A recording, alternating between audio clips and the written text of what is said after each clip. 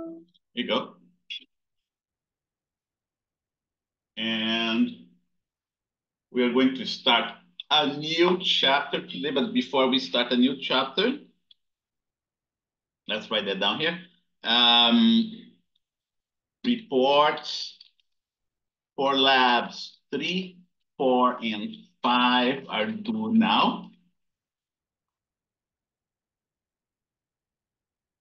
Remember, I gave you an additional time to do the report for lab 3 because there are many groups that didn't work on the significant figures.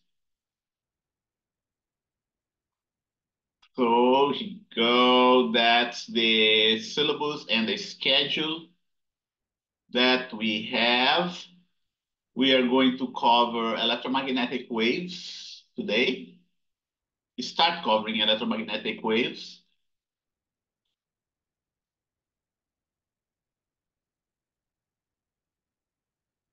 And we're going to spend 1 hour doing that, and then the rest of the meeting, we're going to look at lab number 6. Okay, that's chapter 24 for the lecture, and for the lab is still chapter 20. Most of the experiments that we have is chapter 20. Okay, let's see, we are going to have another class meeting on Monday, and Wednesday we have this new holiday that they introduced recently after the classes start, after the semester started. So we will not meet on Wednesday next week, the 24th. Is the holiday, Genocide Remembrance Day. If more students coming. So let's take a look here.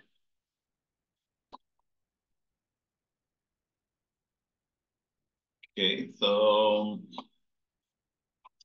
let's take a look here at the schedule of classes. I believe I showed that before, but let me see it again. Let me check it again. It is a holiday. Let me see if that's the updated one. Memorial Day. Yeah, this is not the latest one. Let's download the latest one.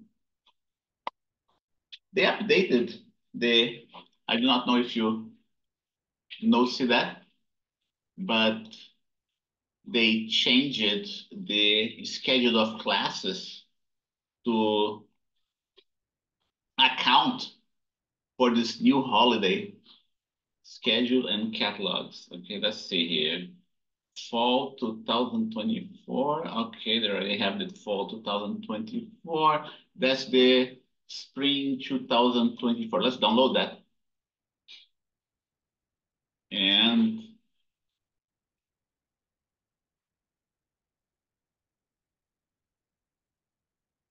yeah, here you go. See, Genocide Remembrance Wednesday. They included that in this new edition, right? In this new version of the catalog.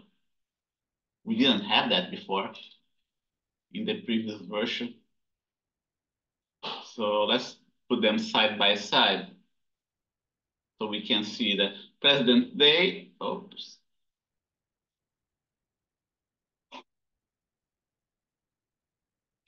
President's Day, right? And on instruction. Cesar Chavez Day. Cesar Chavez Day. Spring break. Spring break. Memorial Day. Memorial Day. So what's missing in the older version of the schedule of classes is the Genocide Remembrance Day. Okay? So this Genocide Remembrance Day is going to be next Wednesday, the 24th of April.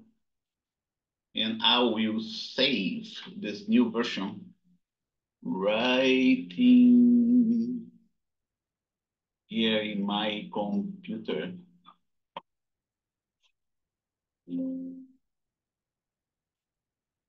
Okay, and now I can get rid of the older version. I'll keep the older version. Okay, so that's the deal for the next week. Going back to my notes. Report for lab 3, 4, and 5 are due now.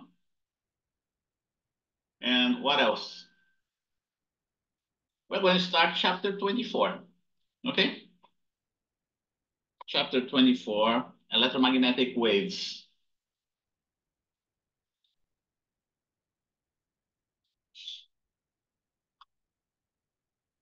Okay, electromagnetic waves relies heavily on the equations of electricity and magnetism. Of electricity and magnetism. Okay?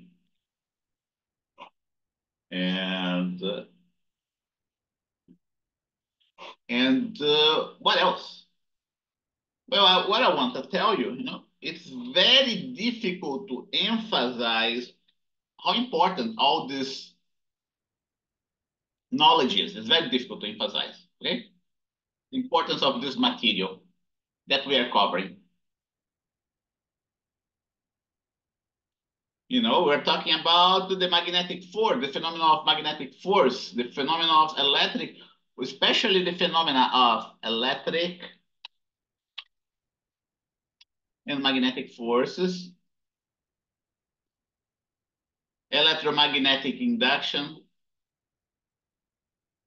electric circuits, let's put here electric circuits as well, electromagnetic induction, and finally,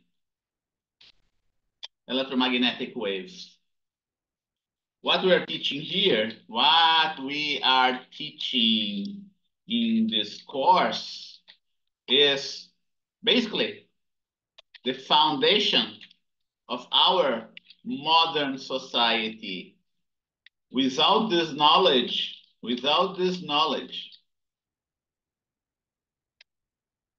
we would not have electric circuits, electric light, electricity, okay? We wouldn't have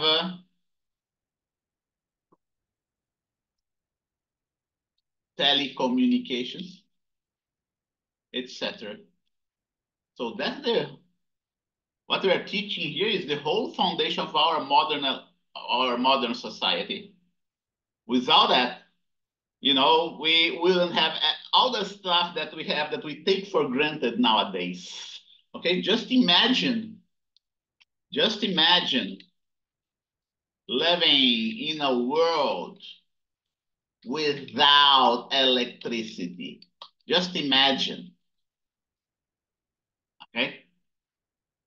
And all the stuff that we have is based on this knowledge that I am teaching right now.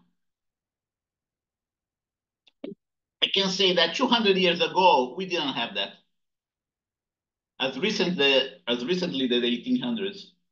It was in the 1800s that all this knowledge started to be developed and then implemented in the practical sense. Okay? It's not just accumulating knowledge. It's not like just having the knowledge of those important ideas passed on, developed and passed on, but you also have to implement this knowledge in practice. And that's what we managed to do in the last 200 years. That's what we managed to do with this knowledge here. Okay? So let me just give you a few examples, okay? This is just a reminder for you. Without understanding of magnetic force, we could not build electric motors. Make sense? Okay? Without the understanding of magnetic force, we would never had the cathode ray tubes that were initially used in the TV and computer in the earlier, right? That were initially used in the earlier TV and computer displays.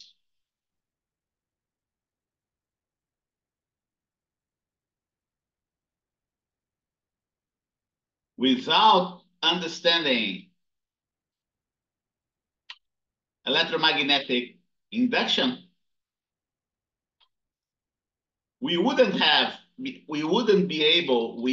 not be able to produce, to generate electricity out of mechanical work, okay?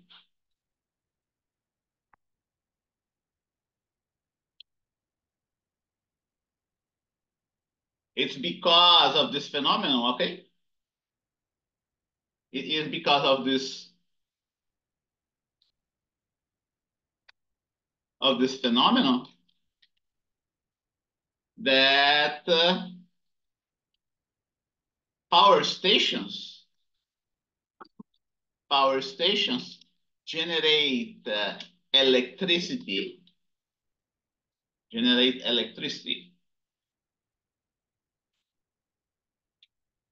and can transmit it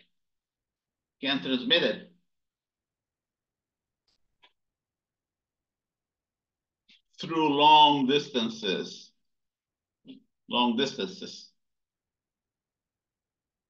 But it's also because of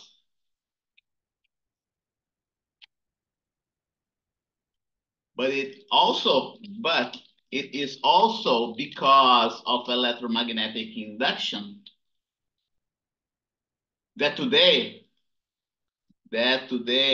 we have long distance wireless communications.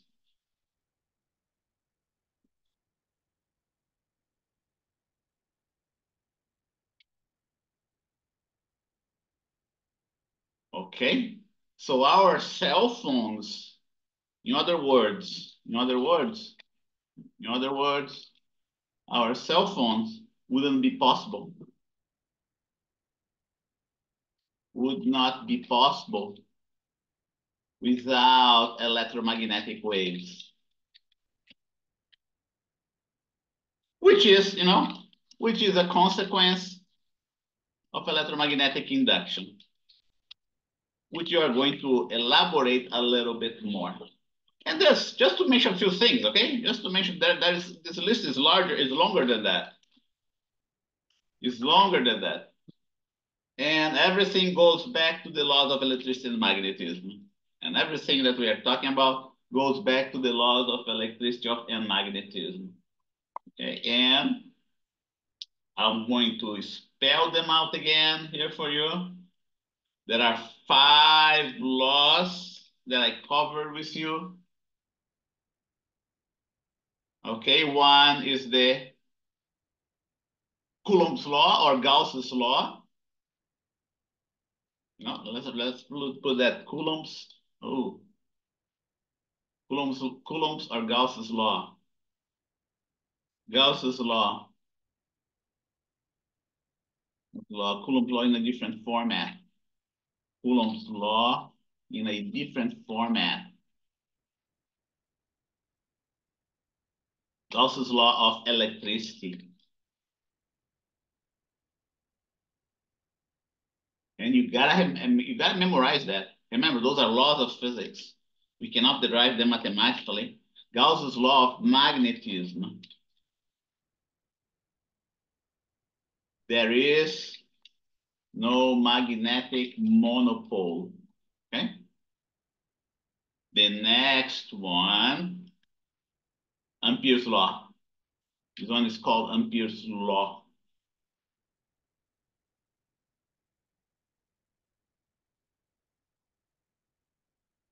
Ampere's law. Okay. an electric current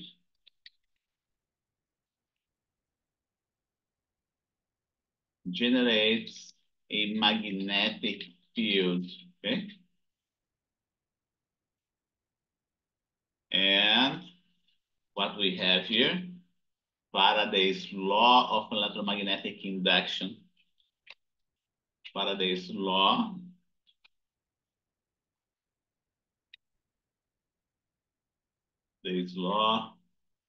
of electromagnetic induction. Okay. A change in magnetic flux. A change in magnetic flux induces a current or voltage. Okay. And there is a little bit more about that I didn't tell you about this law. Okay. And let me remove that. That's what you are familiar with, right? I'm using Ohm's law here. And here is the induced voltage. And the next one is Lorentz law force. Lorentz law force. Magnetic force. The magnetic force applied to an electric charge. To a moving electric charge. The charge must be moving to a moving electric charge. Like that. Okay. I want to go back. I'm going to go back to those two last equations here because there are more to them. I will go back. I will go back to the third and fourth equation. Okay. And why we're going to do that? Why? Well, the reason that's because these equations are incomplete. Okay. It's not the whole story. What you see above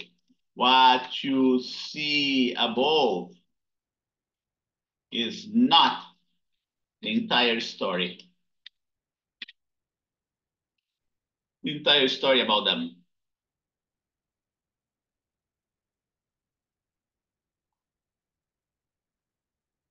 In order for you to understand what needs to be adjusted, so in other words, these two equations are incomplete. They still require another term that I did not introduce yet.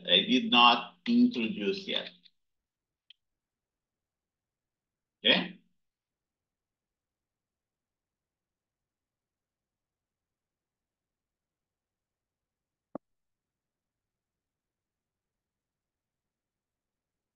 Let us start with the law of electromagnetic induction. Let us start with the equation of electromagnetic induction. Okay? Let's start with that.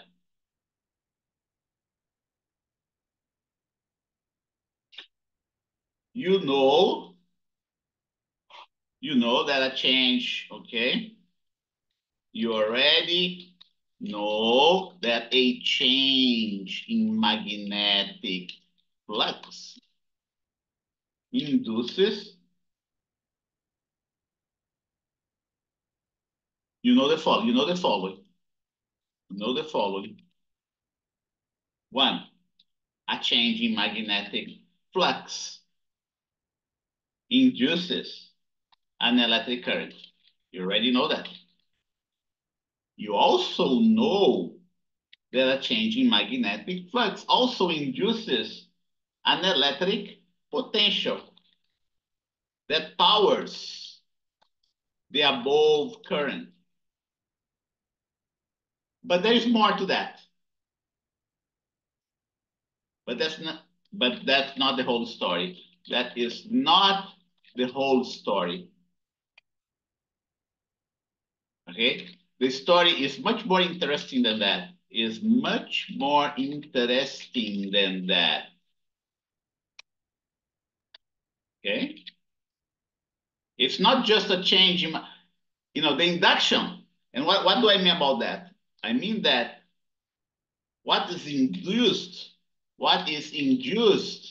is not just an electric current. What is induced, okay? What is induced is not just an electric potential.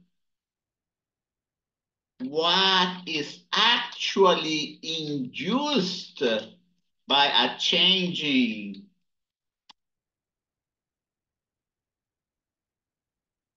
magnetic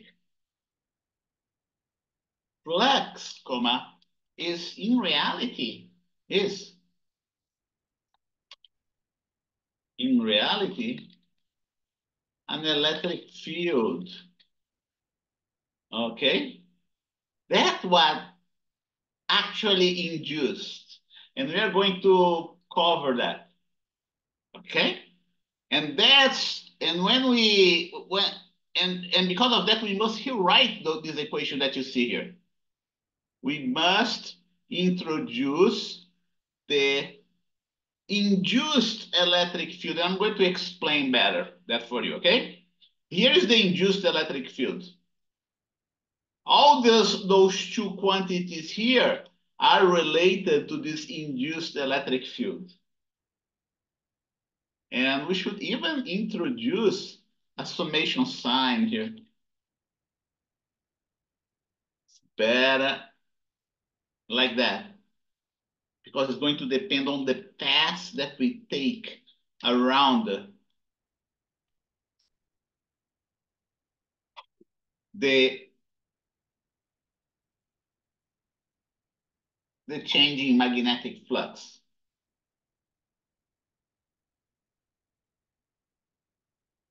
So the new term that I haven't mentioned to you is this one right here. That's what those two terms are all about. They can be rewritten in terms of that. Okay, I'm going to elaborate a little bit more. And I need to show you how does it go. Okay, just be reminded, right, that we have this conducting wire. I have shown that to you before. We introduce a magnetic field in space that's changing in time, right? And because this magnetic field changes in time, suppose that it is increasing. Suppose that it is increasing, right? If it increases, you already know that there will be an electric current induced in this circuit. Okay, and I'm gonna insert it.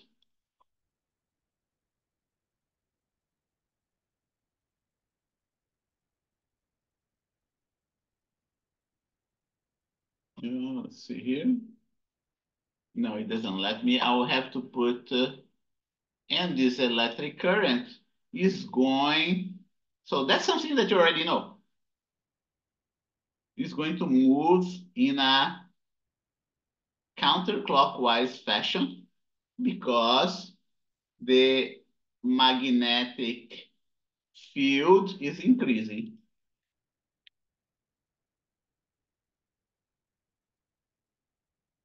Like that. Okay.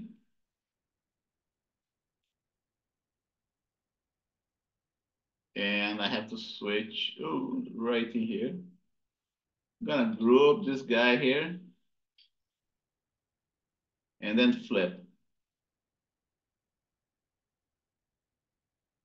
Okay. And I'm going to write down here induced current. That you already know. Now let's see how the electric field fits into this story.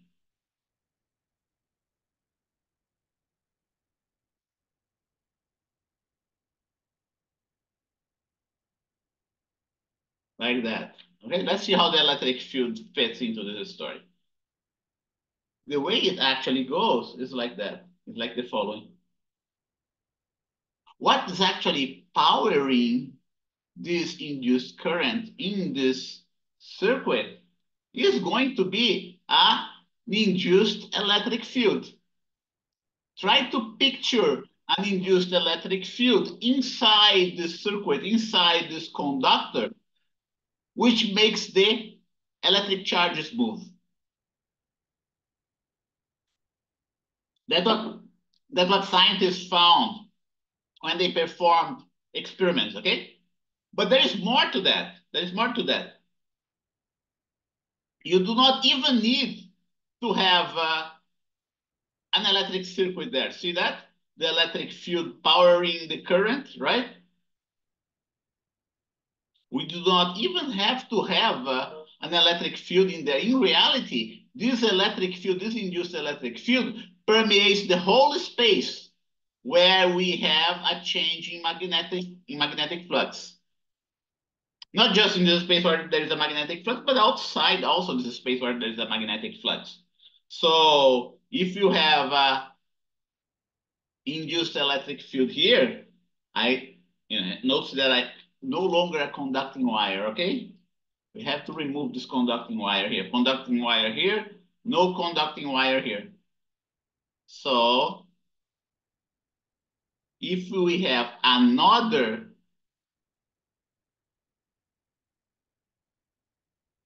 pass,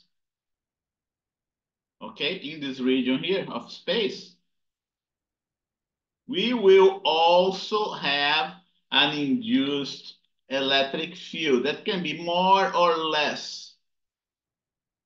Okay, let's make it less. Another induced electric field. Did you get the idea? It's very important to understand that if you want to understand electromagnetic waves.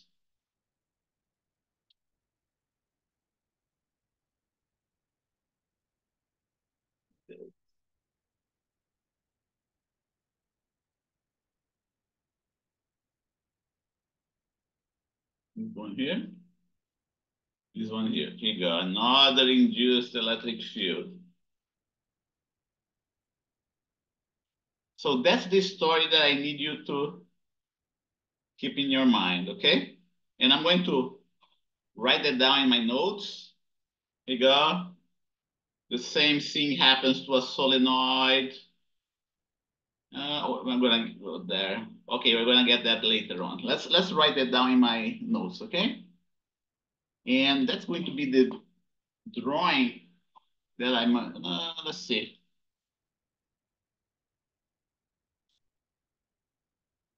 Let's put here this one here. I'm gonna copy that and put in my notes.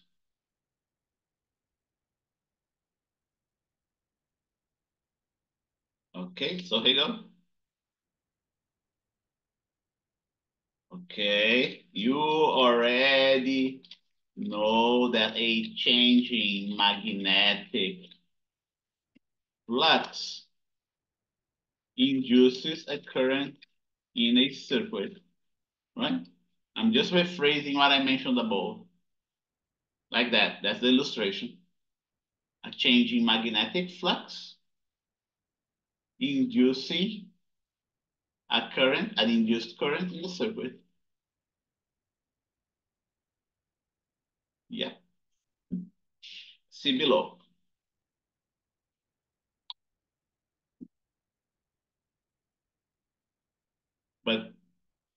But in reality,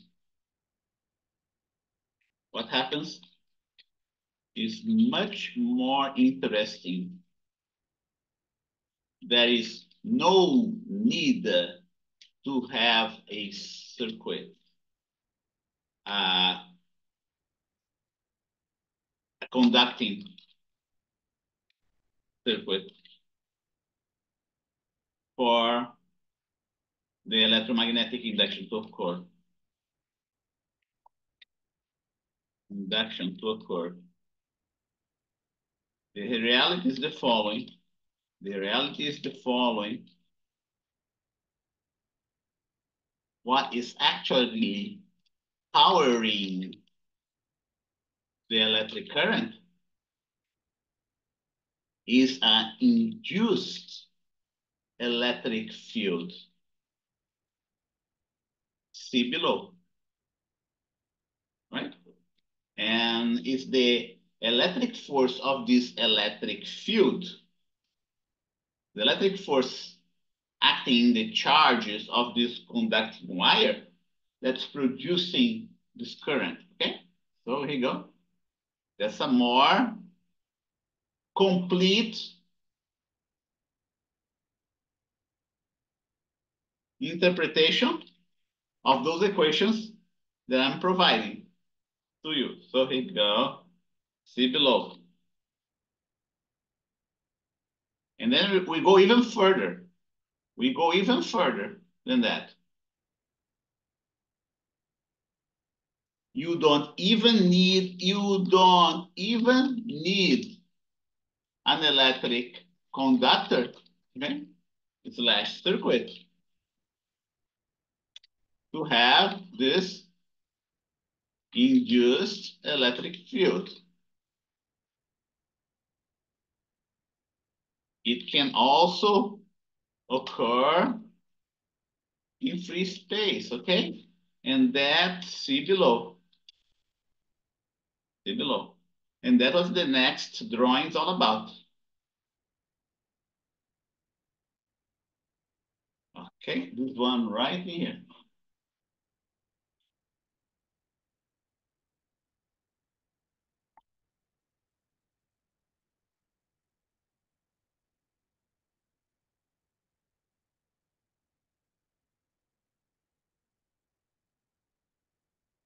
So the story goes like that.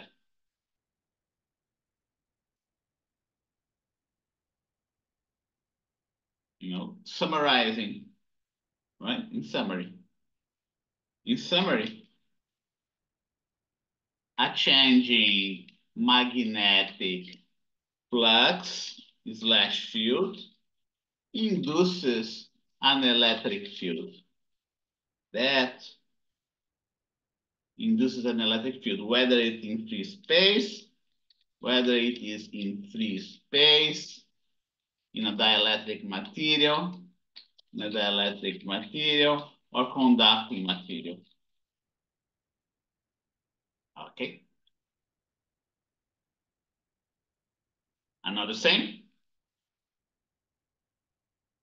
Also, if the magnetic and this, let's see, and this electric and this induced electric field may or may not change in time as well. Change in time. That's the great, you know, that's the important interpretation that we most, not just important interpretation, but a more broad important interpretation of the law of electromagnetic induction, okay? That is the ultimate interpretation that must be given for the law of electromagnetic induction, which, by the way,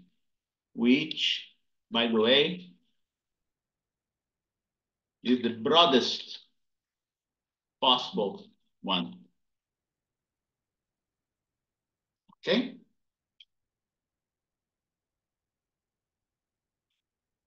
So now let's go back to the equations of electromagnetic, of the equations of electricity and magnetism, right? So here you go.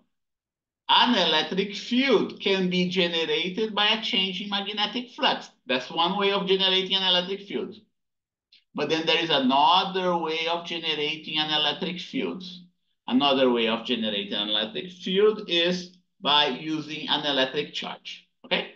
So I'm going to here write all my equations, and I'm going to start to, and I'm going to restrict only to the 4 equations now. At this point, I'm going to neglect the Lorentz force law. Here we go. So at this point,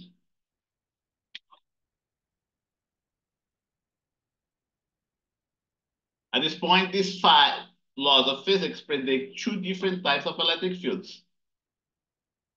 And for now, just one type of magnetic field, right? This is the 2 different types of electric field.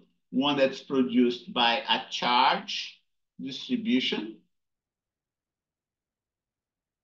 and this other electric field that we call an induced electric field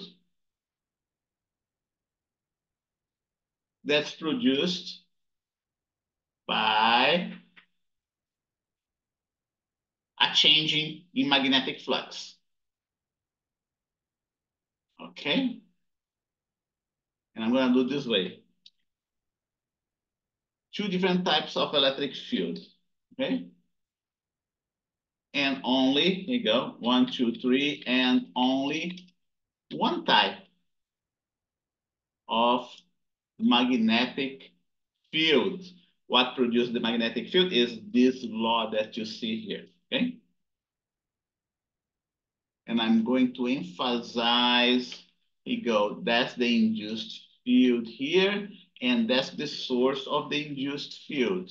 That's the induced field here, and that's the source of the induced field, okay? That's the induced field here, and that's the source of the induced field.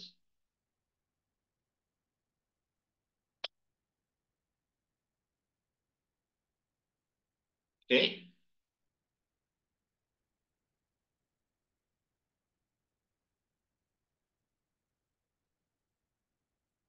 Okay, the first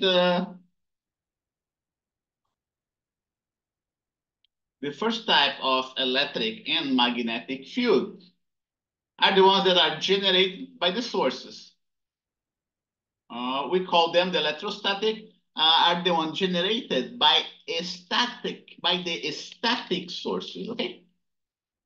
We call them the electrostatic and magnetostatic field.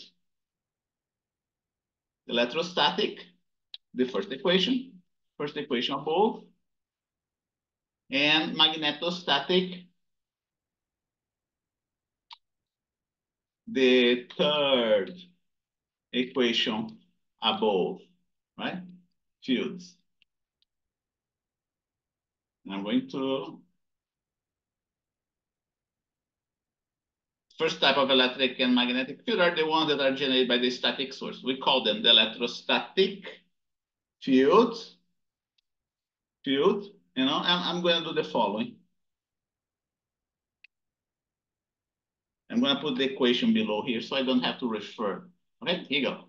That's the electrostatic field, the electric field. And I want to put here 1, 2, 3, and the magnetostatic field.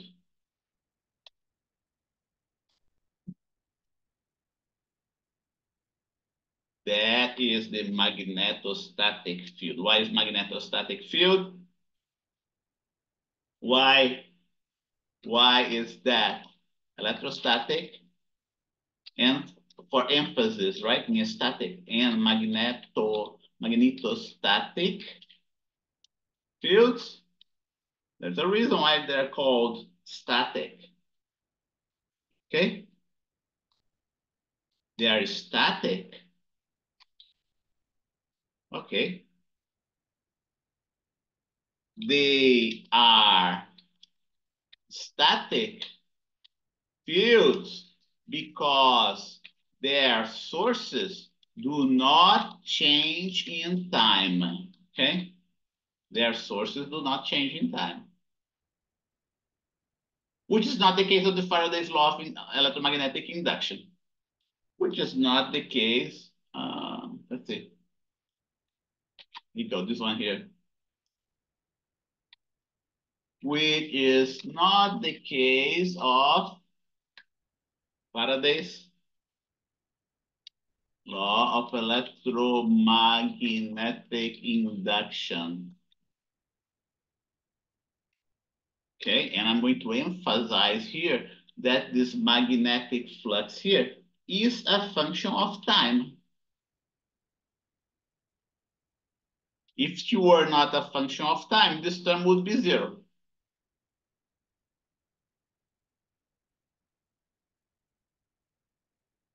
In the above case, the magnetic flux must change in time to induce an electric field. Okay?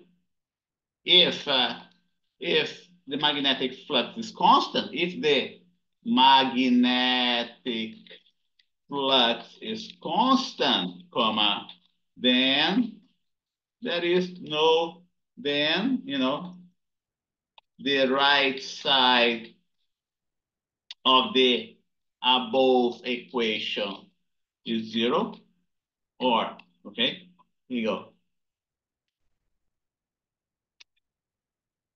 zero, right? And the induced field will be zero as well. And I'm going to write that down here.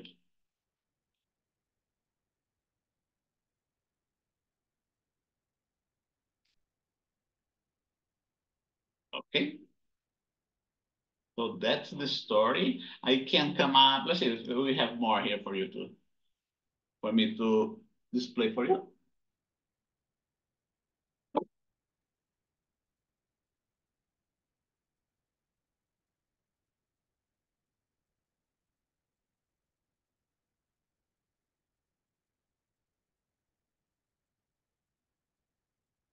Okay. I'm going to write that down, this one.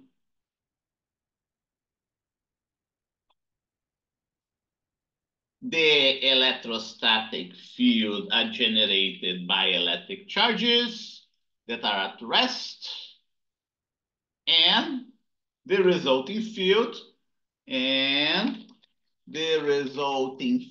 radiates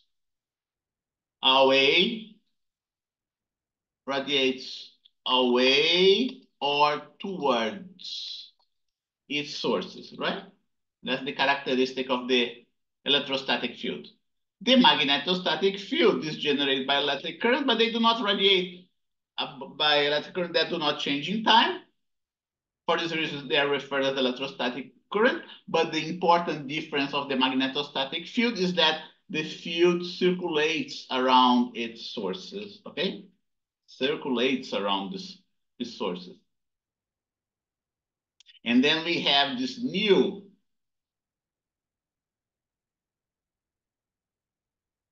electric field. In addition to the electrostatic field, now we have this new electric field that is induced by a changing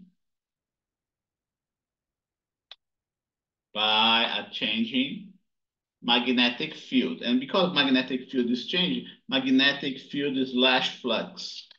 And because it is a changing magnetic field, we call that an electrodynamic field. Electrodynamic field, okay? The induced field is an electrodynamic field. And this induced field, by the way, circulates around the magnetic field lines, okay? Can you picture that in your mind? So here you go. Here is our table. Our table looks just like that. Okay? We have electrostatic field, we have magnetostatic field, we have an electric field that's induced, but we are going to also have a new magnetic field that we're going to talk about. Let me just erase it for now. And I'm going to put a question in your head. Do you have a induced magnetic field as well? If we have an induced electric field, are we going to have an induced magnetic field as well? Okay. And here you go, source behavior, and behavior, field behavior. Field behavior, let's put it this way. Types of field, right? Types of fields. Let's put here. Electrostatic, magnetostatic, and induced electric field. The source of the electrostatic field is an electric charge. The source of a magnetostatic field is an electric current. And the source of the induced electric field is a changing magnetic flux. The source behavior is static. Charge do not change in time. The source for the magnetostatic current, the current do not change in time. But in this case here, it's not any magnetic flux that changes in time means that there must be a dynamic current, a current that's changing in time. Okay? Field behavior radiates from sources. Let's see if it fits here. From sources.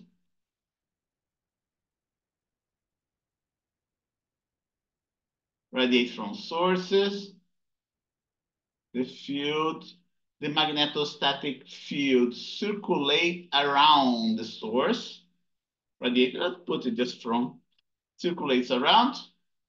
And the induced electric field, that's the behavior, circulates around the source.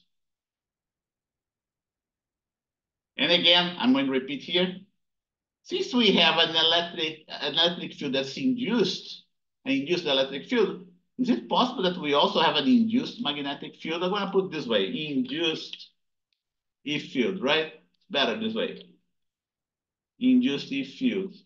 Is that possible that we also have an induced magnetic field? And if we do have an induced magnetic field, how do they behave? How does it behave? The next question is,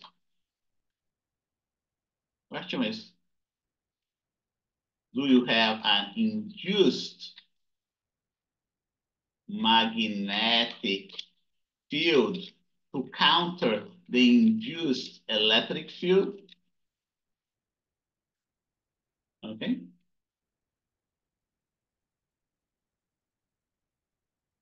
Okay, so let's go through this.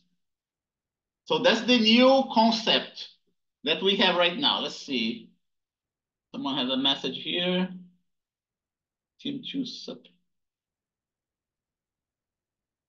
I didn't understand your message, Yorgo.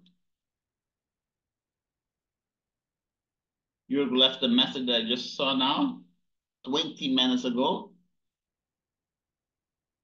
Are you there, Yorgo? Okay, so let's move on.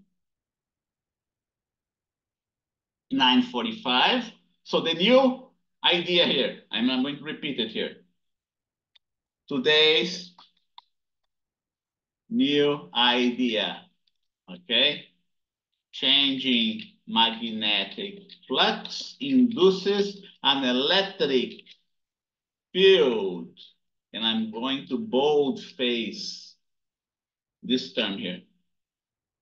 An electric field. That's the today's new idea. There is another new idea as well. Well, the new idea as well, you should have already guessed. right, is that we may have an induced magnetic field. We can induce a magnetic field as well.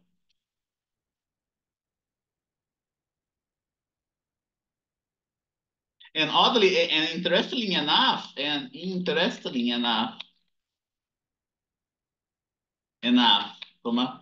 by the same token that a changing magnetic flux induces an electric field, okay? Here you go. One, by the same token, there's a change in magnetic flux induces an electric field, comma, a changing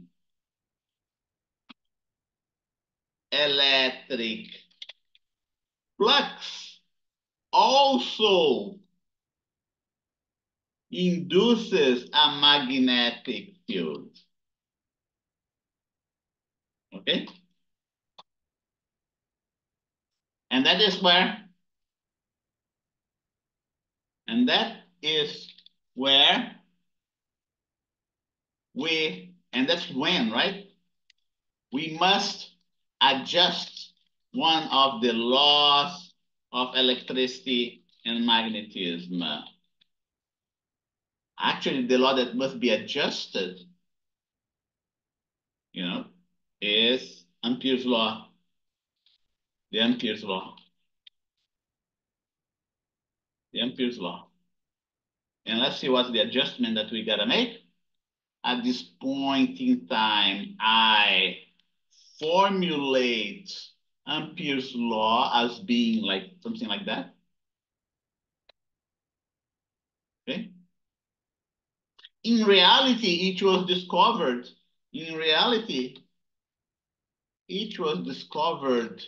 Later on by James Clerk Maxwell.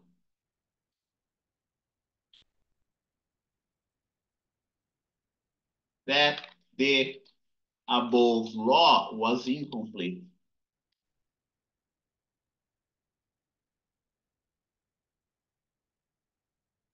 The actual equation is the following. It still have my electric current in there, okay? See, we still have the element of the electric current here. This term is the same as this term, but Clark, right? James, let's take a look at his actual name, right? His correct name, here you go. James Clerk. Clerk, okay, it's Clerk Maxwell. That's him. And let's take a look at his Wikipedia article. We go. James Clerk Maxwell is the guy. He lived throughout the 19th century. Didn't live very long, right? 31, 48. He died when he was only 48 years old. He was a Scottish physicist. He was responsible for the classical theory of electromagnetic radiation. And that's when an important discovery was made. Just by adjusting that equation, people discovered that it was possible to come up with wireless communication. At the time of Maxwell, telecommunication was only done by telegraphs, okay? That requires a line, a conducting line from one place to another one. With this discovery, with this adjustment of the electromagnetic equation, the electric and magnetic equation, it was possible to predict at the time that we would be able one day, and that happened later on, to do telecommunications via wireless telegraphy. Okay. And here's, early life. Let's see why he died so young, right? Education, 1847. Birthplace, Edinburgh, which is now the James Clerk Maxwell Foundation.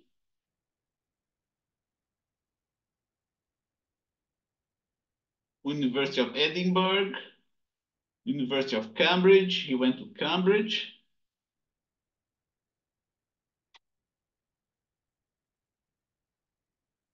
Okay, he went to this college as well.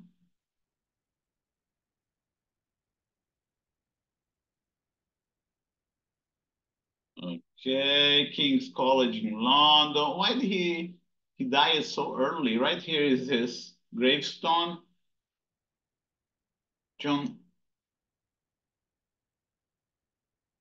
John must be his father, right? Francis must be his mother, and then him. Catherine. Maxwell resigned the chair of King's College and returned to Glenlair with Catherine, his wife. Okay. Began to have difficulty in swallowing. In 1879, Maxwell began to have difficulty in swallowing, the first symptoms of his fatal illness. Cavendish professor. Let's see how he got contributions, everything. Member, okay. Maxwell died in Cambridge of abdominal cancer. Okay. What a shame, huh? On 5th of November, 1879, at the age of 48, his mother had died at the same age of the same type of cancer. The minister who regularly visited him in his last weeks was astonished at his lucidity and the immense power and scope of his memory, more part, but comments more particularly, his illness drew out the whole heart and soul and spirit of the man, his firm and doubting faith in the incarnation and all its results, in the full sufficiency of the atonement, in the work of the Holy Spirit. Okay, he had gauged and fathomed all the schemes and systems of philosophy. Okay, as that approach, Maxwell told Cambridge colleague, have been thinking how very gently I have always been dealt with. I have never had a violent show of my life. The only desire which I can have is like Dave to serve my own generation by the will of God, and then fall asleep. Apparently, he was a very religious man, right? So he died of abdominal cancer. Okay, and now, okay, I'm ready to show you the other illustrations. Here are the actual equations of electromagnetic, of electricity and magnetism. Because of this discovery,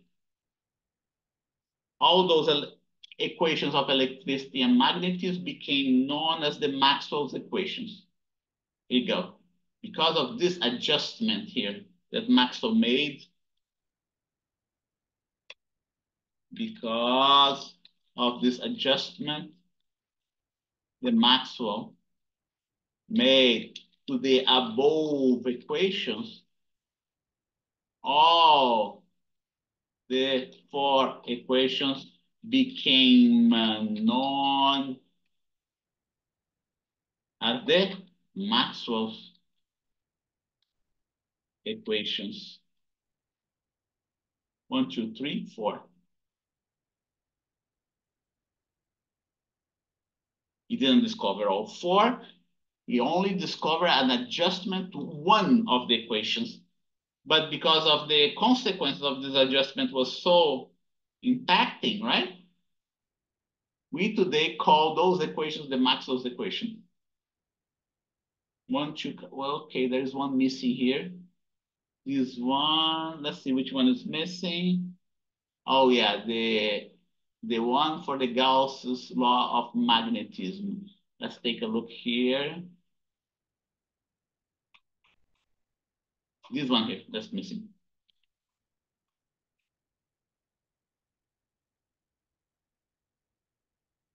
And now I need you folks to memorize all those equations It's not difficult to memorize. Flux of the electric field, flux of the magnetic field. Okay.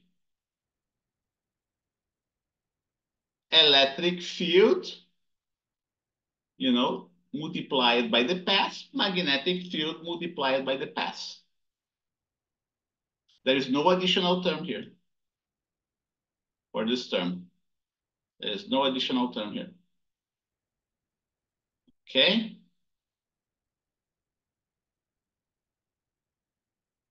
So that's how the story goes. Let's take a look at your book. And Wiley plus login.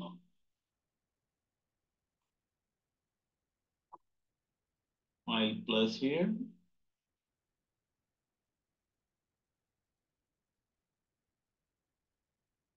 This one. Wiley course resources.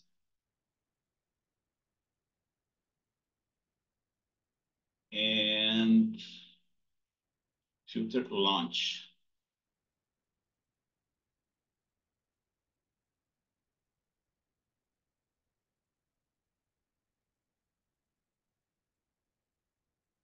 Interference, reflection of light, electromagnetic waves. Right here, let's take a quick look at electromagnetic induction, induced electromagnetic, and let's see if he covers the induced electric field. If he covers the induced electric field here in this chapter, right? Moving conductor. See here, we have the induced current. We have the induced electromotive force, which is the induced voltage. Electrical energy.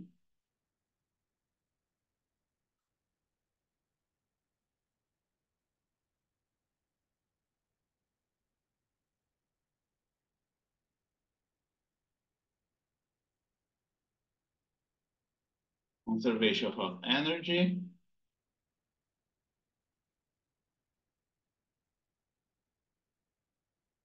We didn't cover eddy current. Okay, you can skip that for now.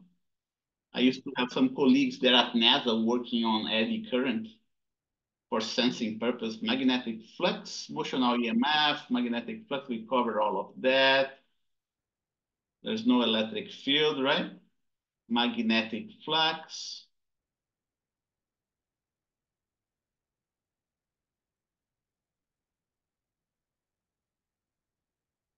Today's law of electromagnetic induction.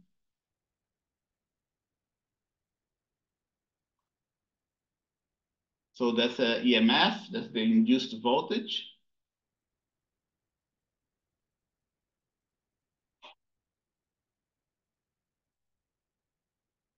Lenz's law.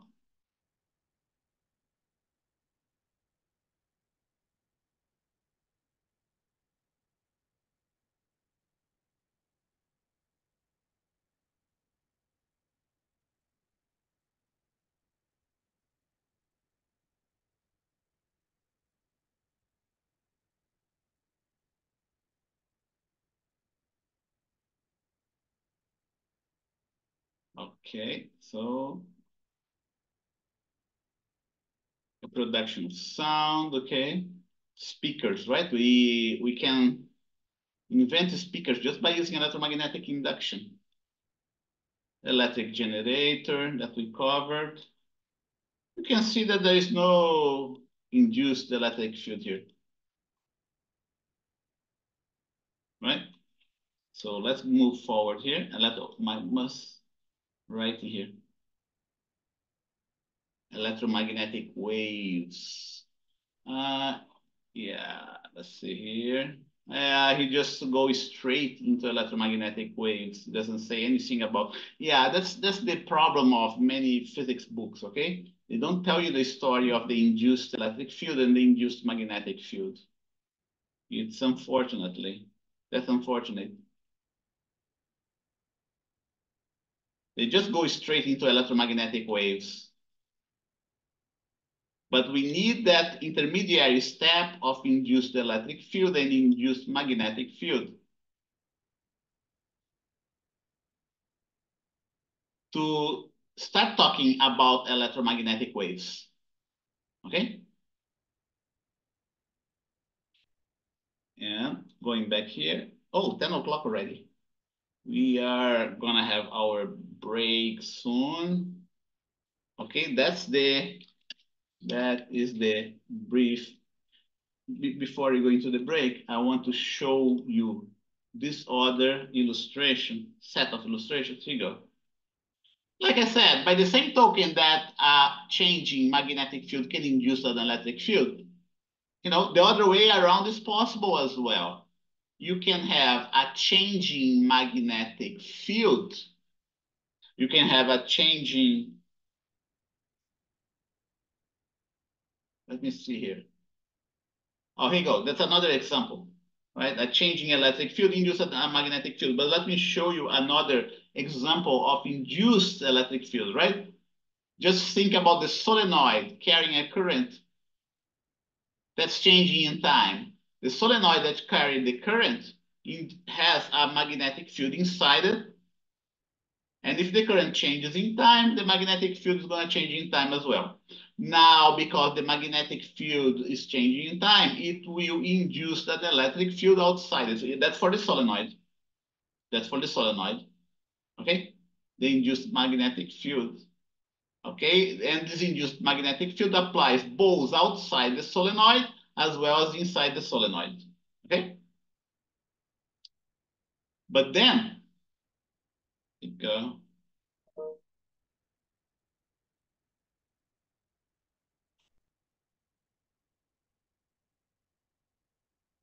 then we have the case of a changing electric flux. Okay? In order you can produce a changing electric flux by varying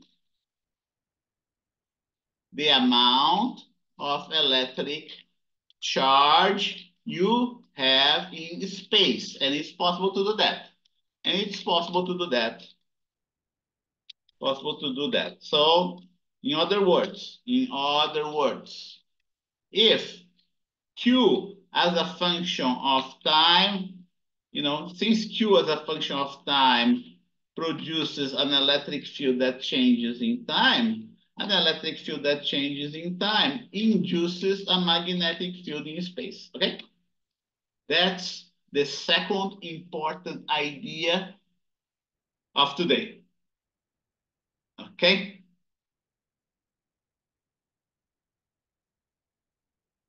So a changing electric field, produces a changing electric flux, right?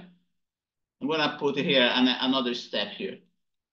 Results in a changing electric flux, which results in a induced magnetic field. Okay, like that. Okay, so two important ideas today. I'm going to summarize here. A changing magnetic flux induces an electric field. Notice that I'm repeating that over and over again, right? Two important ideas. Induces an electric field, and then a changing electric flux induces a magnetic field. Induces a magnetic field. That's the important ideas of today. We have 6 students today. Let's take a look here at our attendance now. Okay, so let's see. Today is gonna be lab 6 or 17. Lab 6. Jacqueline, are you there? Thank you. Next is Ashley.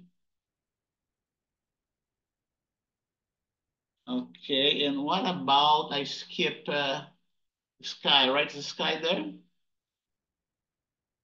Sky hasn't been coming lately here, unfortunately. Let's see, Corina, are you there? Thank you. Norberto Lopez, are you there? I don't see Norberto either, unfortunately. Vanessa, are you there? Here. Thank you. Yorgo, Here. thank you. Lizelle, are you there?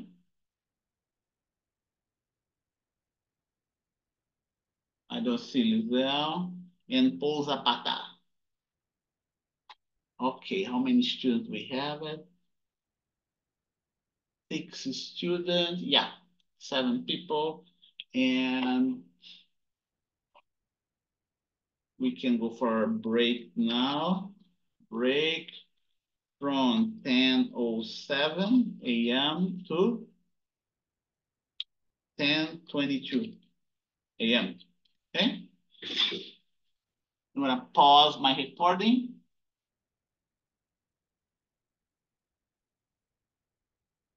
Stop sharing, and I will be back in 15 minutes.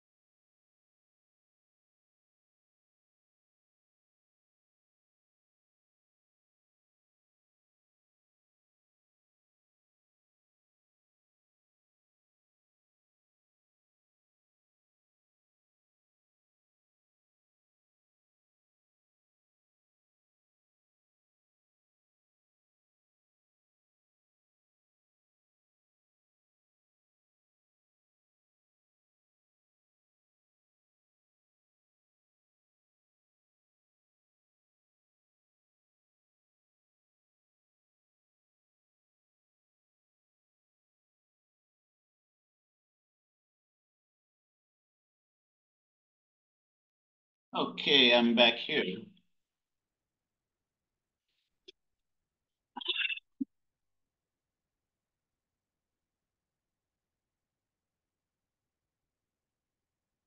And now let us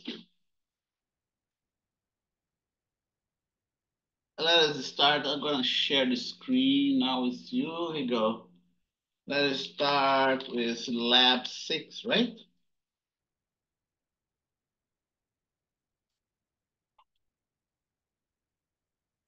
We have 6 students so far. Let's see here. Yeah, 6 students. That's good. And I'm gonna upload. Don't forget, just to remind you, okay, reports for labs 3, 4, and 5 are due. And do not forget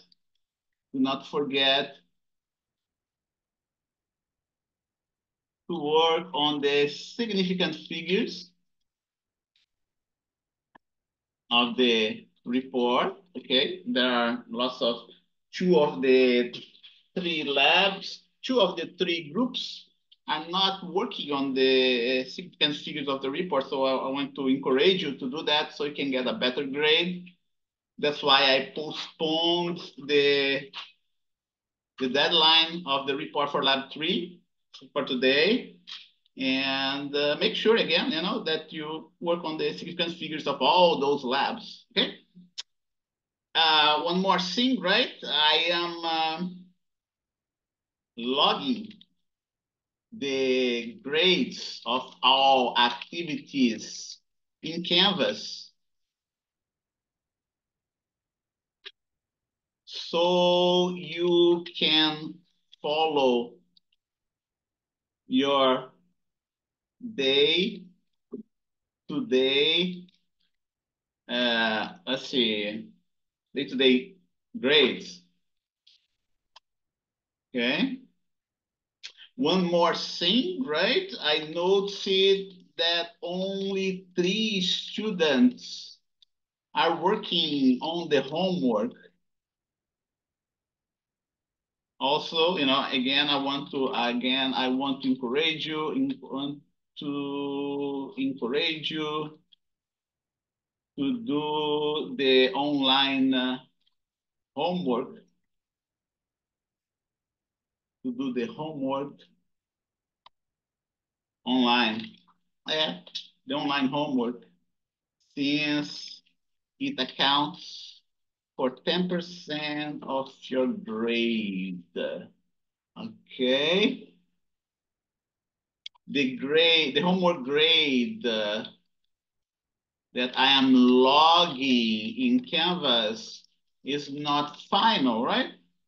If you go at your grade there in Canvas, you're going to see that I put the grade for the homework, but those grades are not final. The grades for the homework are not final because you have until the end of semester, since you have until the end of the semester to submit the homework.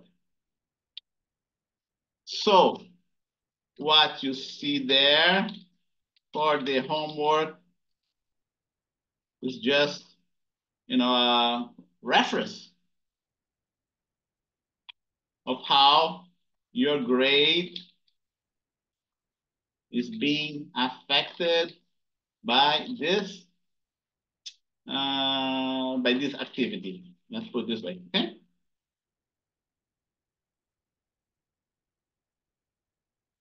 And now without further ado, let's start with lab. Let's start with lab 6. It's lab 6, okay? I'm going to get it here. This one.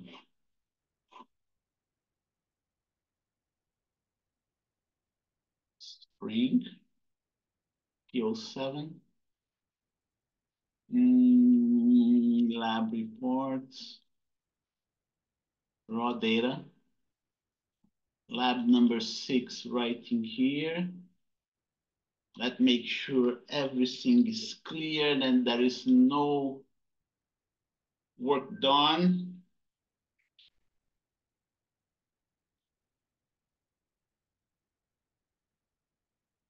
Before I post there.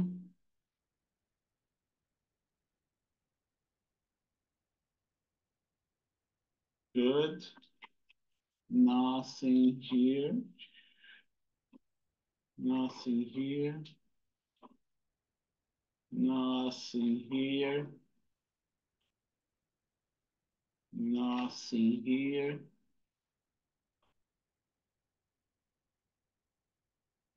Nothing here. Nothing here.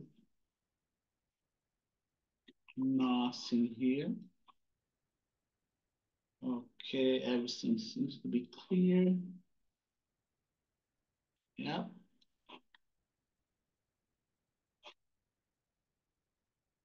Good. And I will upload these spreadsheets to your group folder.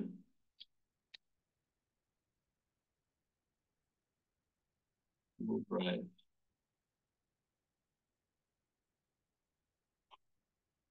My drive.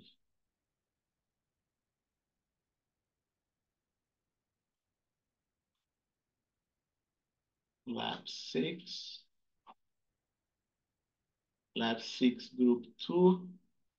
Lab 6 group 3.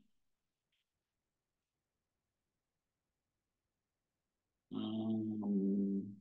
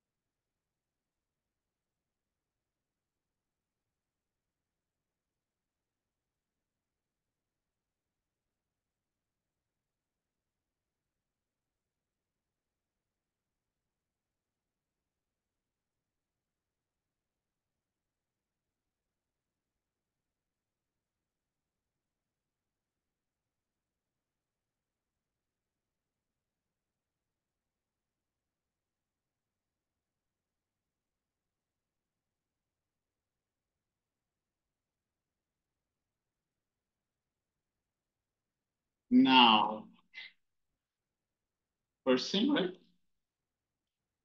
One, download your spreadsheet to your computer hard drive. Hard drive. Okay.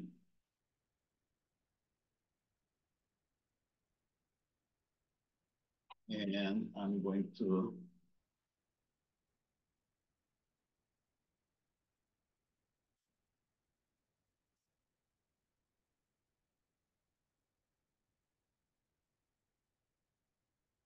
okay.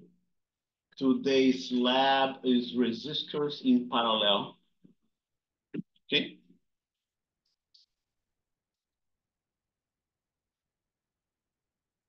That's resistors in parallel, and I'm gonna get my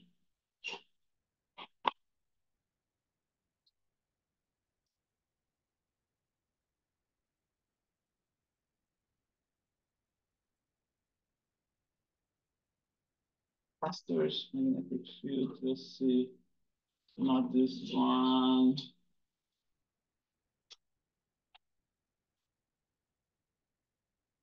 Resistor in series. Okay, here you go. That's the one.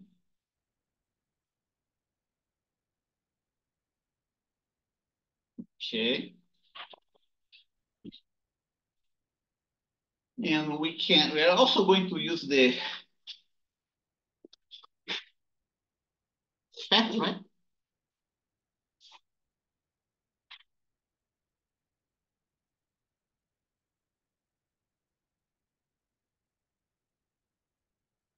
PET simulators. Let's do that. You should have the link so you can understand how we perform those experiments. It's in Portuguese. For some reason, it's in Portuguese. It shouldn't be in Portuguese. Uh, let's see. Nope. PET simulations. Here you go. That's what it is. And what we want. Physics. Physics, electricity, and it's not an AC circuit, it's a DC circuit. Okay. So you're going to get a picture in terms of the simulator and also in terms of my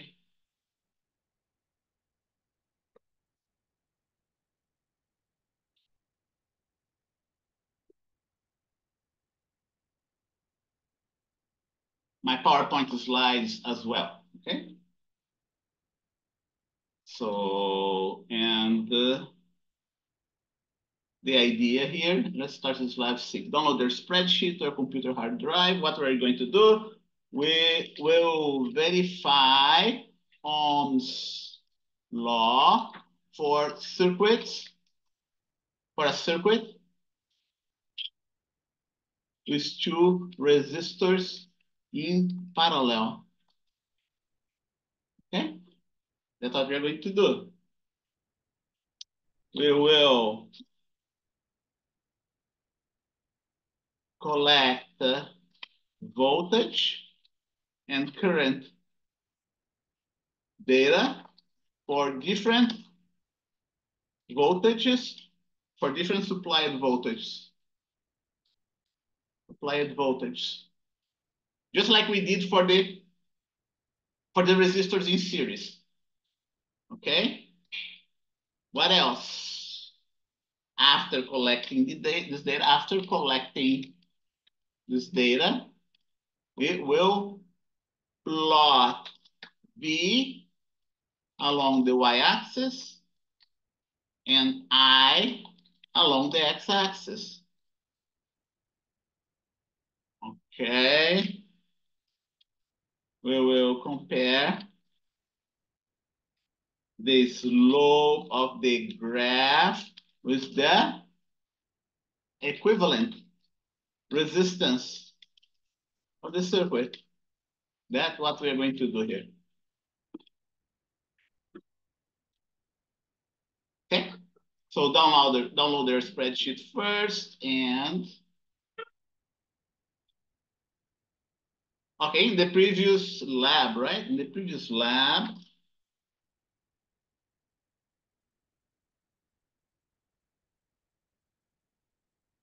we set the data of two resistors in series. Okay, in this lab, we'll look at the data of a circuit with two resistors in parallel. But first, what we're going to do, let's list the materials here. For materials. Digital multimeter. Okay, digital multimeter. What we have used, two resistors, one power supply, two red cables. Don't forget the color of the cables are there just with banana termination. The color of the cables are used only for organization purposes. There's no difference between the red cable and the black cables. They're exactly the same. The only difference is the color, nothing else. And we put the color on there just to organize, help us organizing our minds, okay? Two black cables with banana termination, two alligators, and a proto board, a prototype circuit board, okay? The first thing is to measure the resistance of the two resistors with the multimeter. That's the first thing. And that is displayed right in here with the multimeter. Okay, we get the multimeter here, connect, adjust the multimeter to measure resistance. Different multimeters have a different displays, okay? We have this fancy multimeter that you see here, that's the box that you punch, those buttons here. And then we have the simpler multimeter, just like the one that you saw, the one I have here, right? It looks just like that, small box. And instead of punching buttons, you just adjust the knob to measure whatever you want. Okay? Indicator. And we have those jacks. Okay, black banana termination to black jack. Clamp red alligator to one end of the resistor. Clamp black alligator to the other end of the resistor, okay? So measure your resistance. Use the most sensitive scale. That's what I ask my students to do. So that's what you have to do. Here you go. From now on, we are no longer look at the color codes of the resistor. That's what you do to measure. And then read the value of the resistance in the display. And let's see, I'm gonna get right in here.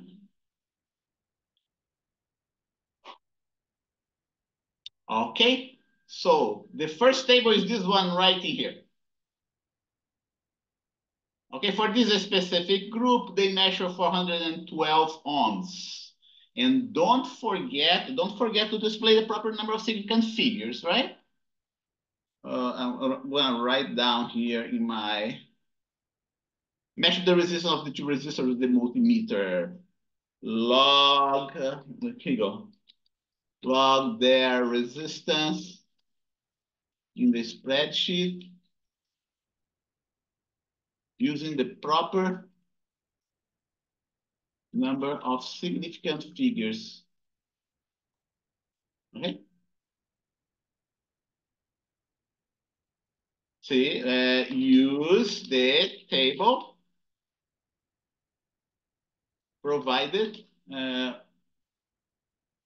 in the class to determine the right number of significant figures. Let's take a look here at the table that I provided you, right? I'm going to go back here, confidence, here you go. That's the document. That's the document that I provided you, the number of significant figures, right? Here you go. We have a table for the resistance, right? A table of the number of significant figures for the voltage supply, the power supply that we use. We have a table for the number of significant figures for the voltage measured by the digital multimeter, right? And for the current. Okay, depending on the value of the resistance, you are going to have different significant figures, right? If it's from 1 to 9.99, you're going to have only three significant figures. If it is from 10 to 99.99, you're going to have 4, and so on, right? Okay. Here you go. You may need to convert the format from the numeric format from scientific to the number. You go, not the numeric, the number format from scientific to numeric format, right? You may need to convert the numbers in the table,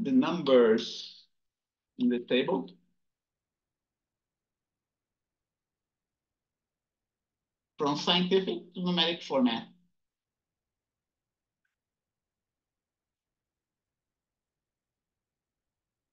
And go. So we go here, since it's 412, definitely at this number, you gotta use the numeric format, right? Since it's 412, you know, 412 is between those two values here, then you have to display 4 significant figures. 4 significant figures means, you know, 1, 2, 3, yeah, with a single decimal place. Should be a number with a single decimal place there in the table. Okay? That's the first step. Going back here. Repeat for the second resistor. Power supply. Now we're going to put the circuit in, you know, we're going to put the circuit together. After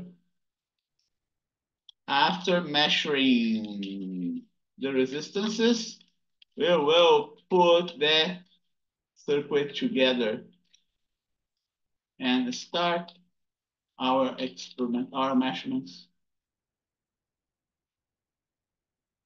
Okay? Our measurements.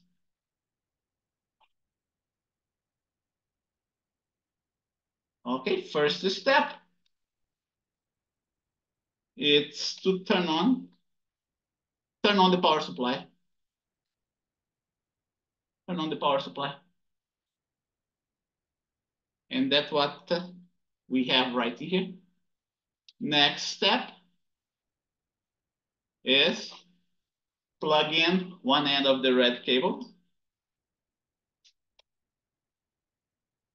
One end of the red cable with banana termination. Red cable with banana termination, the red plug of the power supply, and that's exactly what we see here. Here's the alligator at the end. No, here, sorry, here's the plug with the banana termination.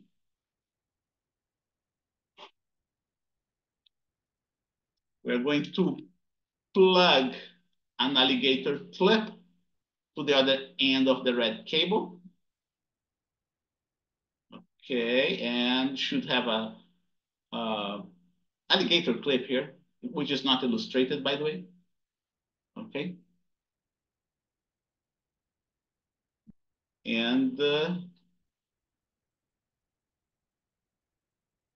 we're going to do the same for the, well, the next thing, what we're going to do, the next thing we are going to mount, we're going to put the one resistor. Let me see here, the order is correct. Okay, yeah, okay. I did very simple, right? Plug one resistor in the proto board. Let's put it this way.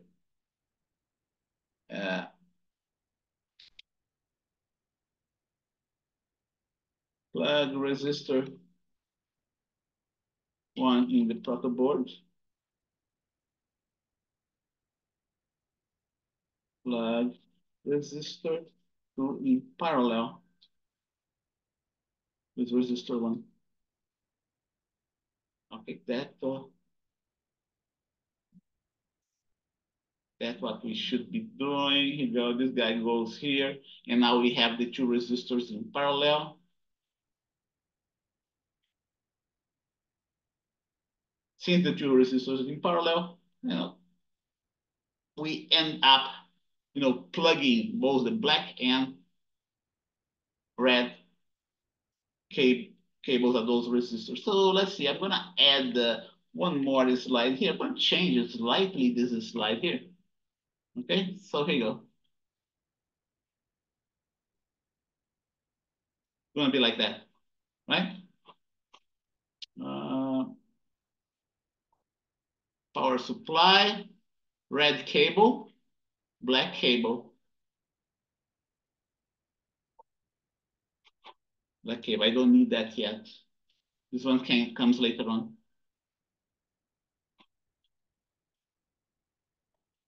I'm changing the slides here to make it better, right? So plug in, let's see, plug in one end of the red cable, but not the red plug of the power supply. You know, plug in one end of the black cable with banana to the black plug of the power supply, plug alligator clip to the other end of the black cable. Okay, that's the proper order.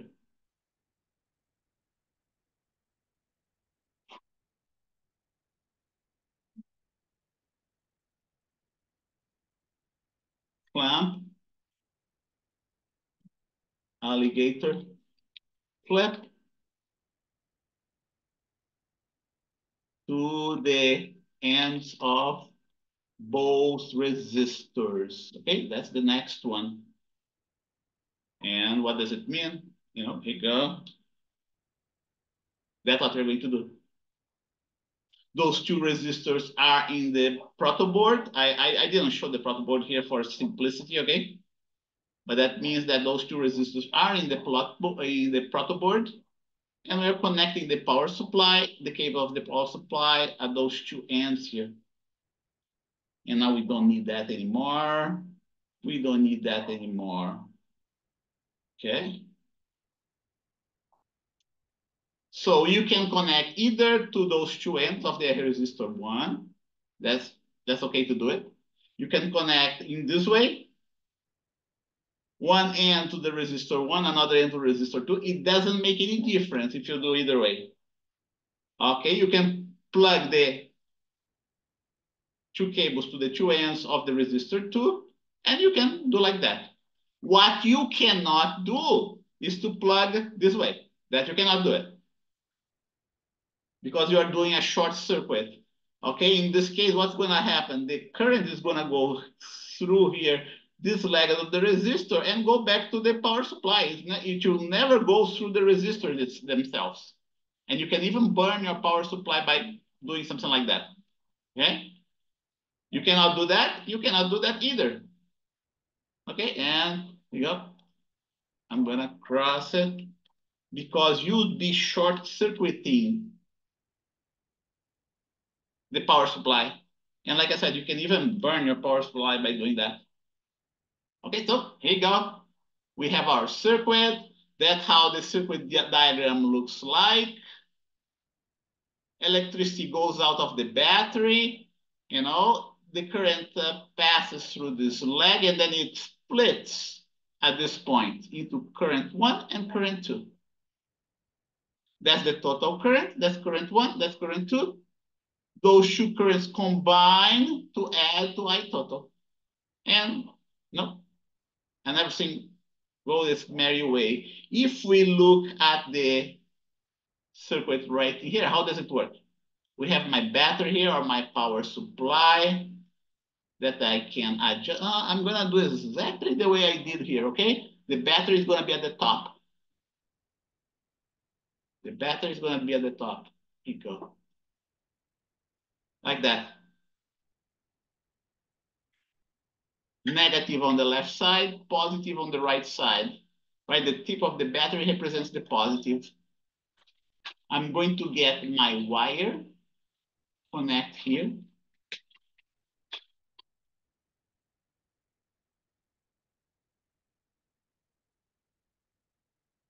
More wire. You know what, let me put a switch first. Yeah, let's put the switch first, so I can better control my circuit. Okay.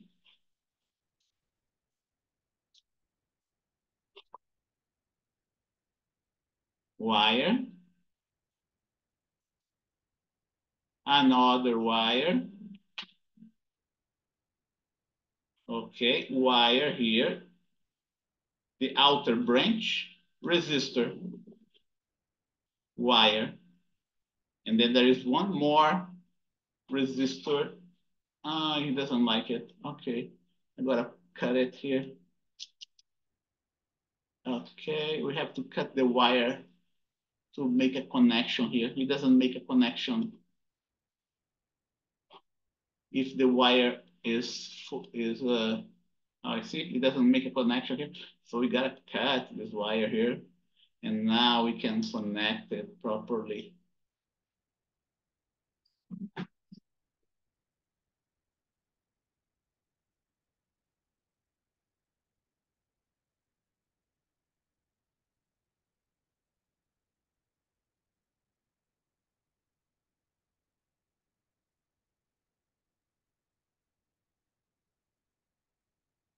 So we have our circuit here. And see, this simulation has the option of displaying this whole circuit in a circuit diagram. Okay? Circuit diagram, the switch here, right? Resistor here, and so on, right? Whichever you think is better. The simulation does not allow us to measure the resistor. It doesn't have an ohmmeter here, unfortunately. But once we connect the circuit, okay, the charges are shown moving in the counterclockwise direction. But I can also display, see here, the conventional way. See that this little table allows us to change the display of the current. Instead of showing the electrons moving, show the direction of the actual current moving. Okay, that would be clockwise.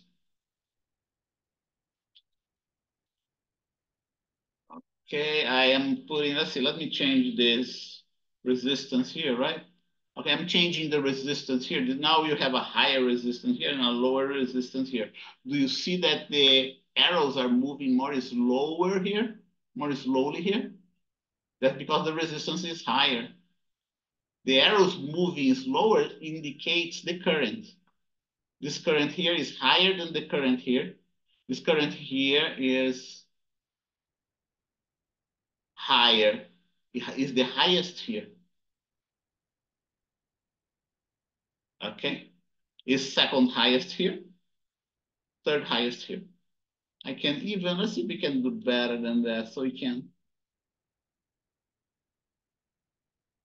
yeah, now, yeah, let's put, now it's more clear that the current is flowing faster here, right?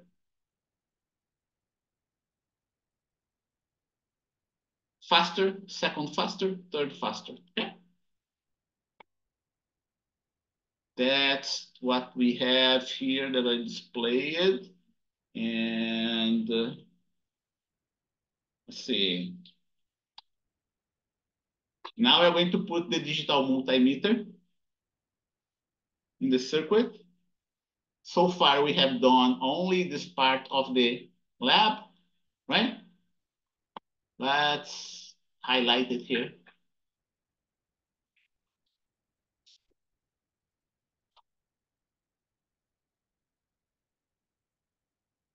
Okay, what you see right here is the equivalent resistance of those two connected in parallel. Those two connected in parallel, you have this equivalent resistance here.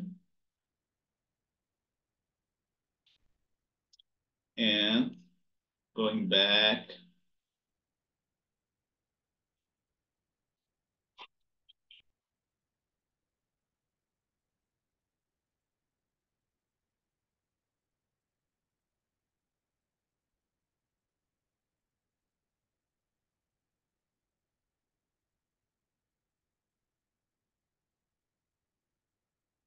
Okay, now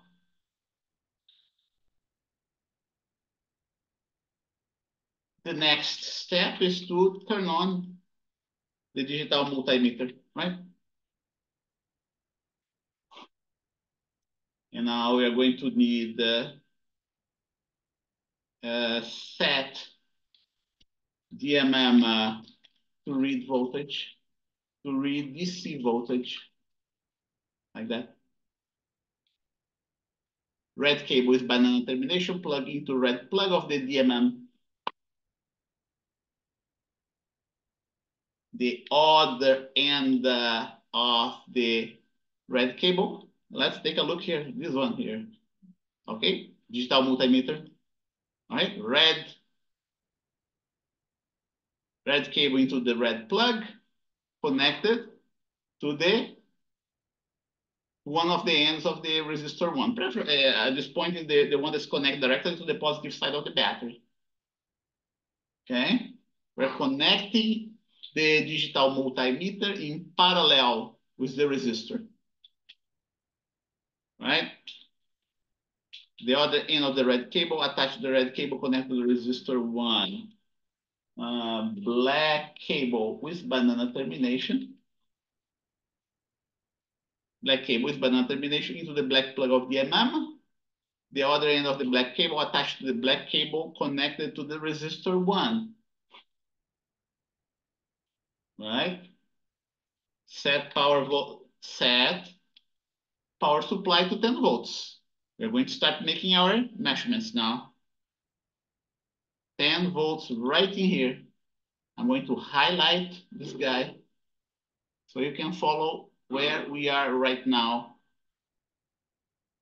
And by the way, we gotta go back to our simulation here.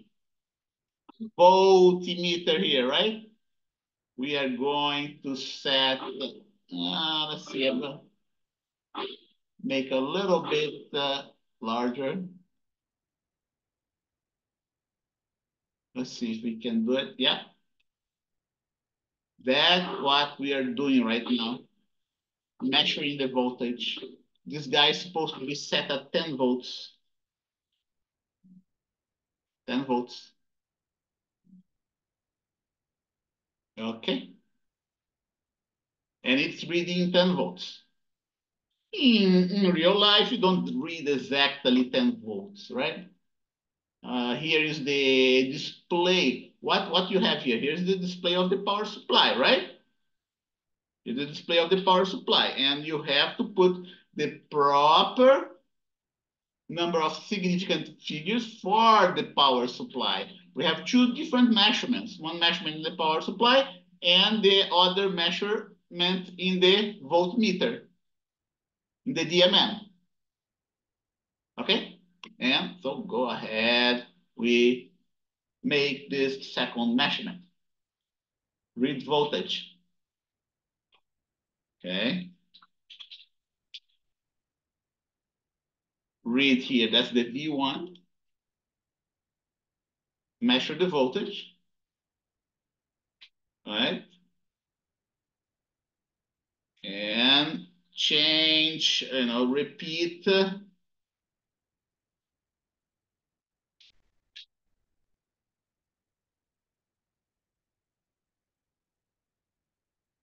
set power supply, measure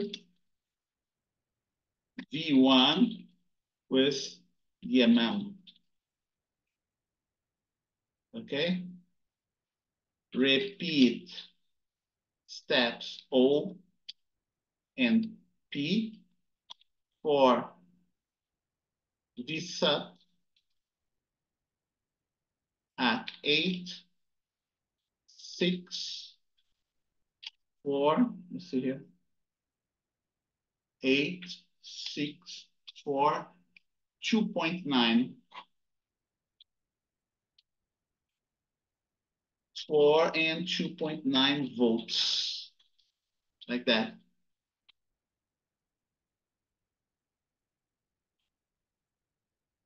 Steps 2O and 2P, right? Because it's item number 2 for V sub at that should be V1 subscript 1.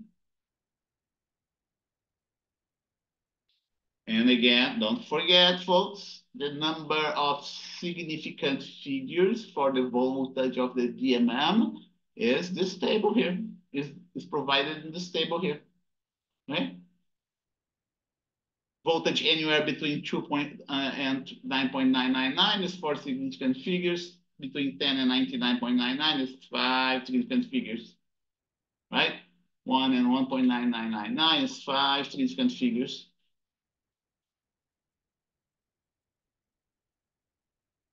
What's next? So we go. We have set at 10 volts, right? So we are going to change it to 8 volts, right? Let's see here. Yeah, I'm gonna go faster. 8 volts. Measure V1. Set to 6 volts. Measure V1. 4 volts. Measure V1 and then 2.9 volts. our power supply doesn't go to 2. That's why we stop at 2.9 volts here. Okay, and measure. So where are we here in this table? We are right in here. We accomplished all those measurements here, half of the measurements. Okay.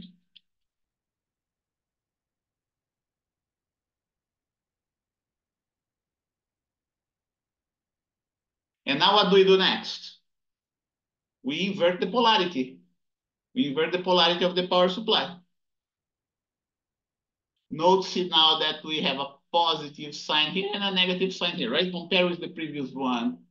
Compare to the previous one, this one right in here. Just for comparison purposes, okay? You're going to see it. Here you go. See that? Oh, see that? I inverted the polarity of the power supply. And how do we do? How do we invert the polarity of the power supply in our simulation? Well, all I have to do is to break this connection here and to invert my battery. Okay? Like,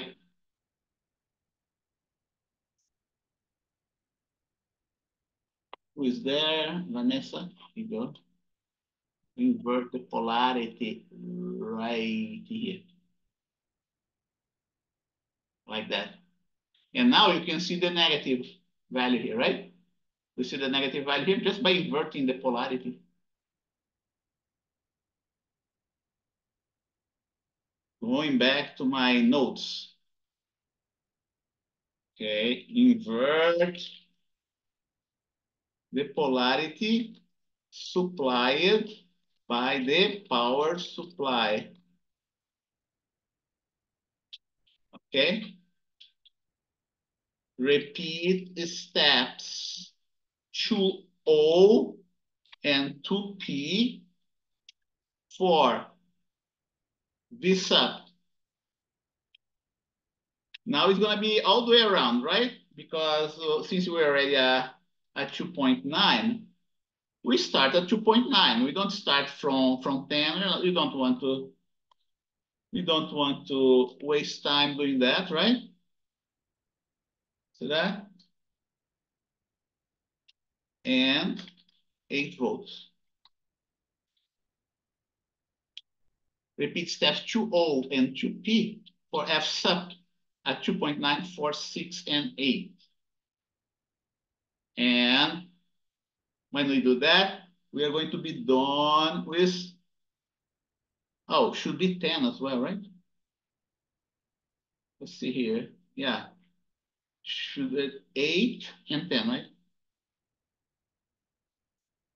Let's see. No, in this case, it's just step 2P. You do not need to repeat step 2A, 2A0, 2.946, 8, and 10. And 10 volts. Like that. We start with 10 here, right? We go down to 2.9 with the positive orientation. We end up at 2.9, invert the polarity. So we go back from 2.9 all the way up to 10. 1109. And when we do that, we are done with those measurements that you see right in here. Okay? And then what else do we do? And then we change the position of our DMM. Instead of in parallel, keep it in parallel to R1, we put the multimeter to measure it in parallel with R2. And you're going to see that there is no much of a difference. Okay? Okay, and then here you go. We're going to repeat, let's see. connect and connect DMM to ends of resistor 2, right? Repeat. Let's see. Repeat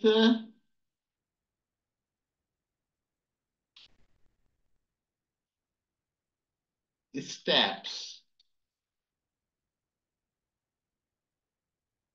2Q, let's see here. 2O, 2P, 2Q, 2Q, 2R.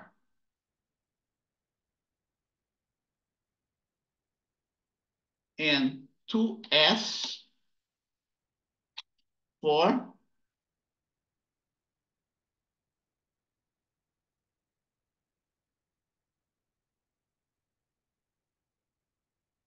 V2.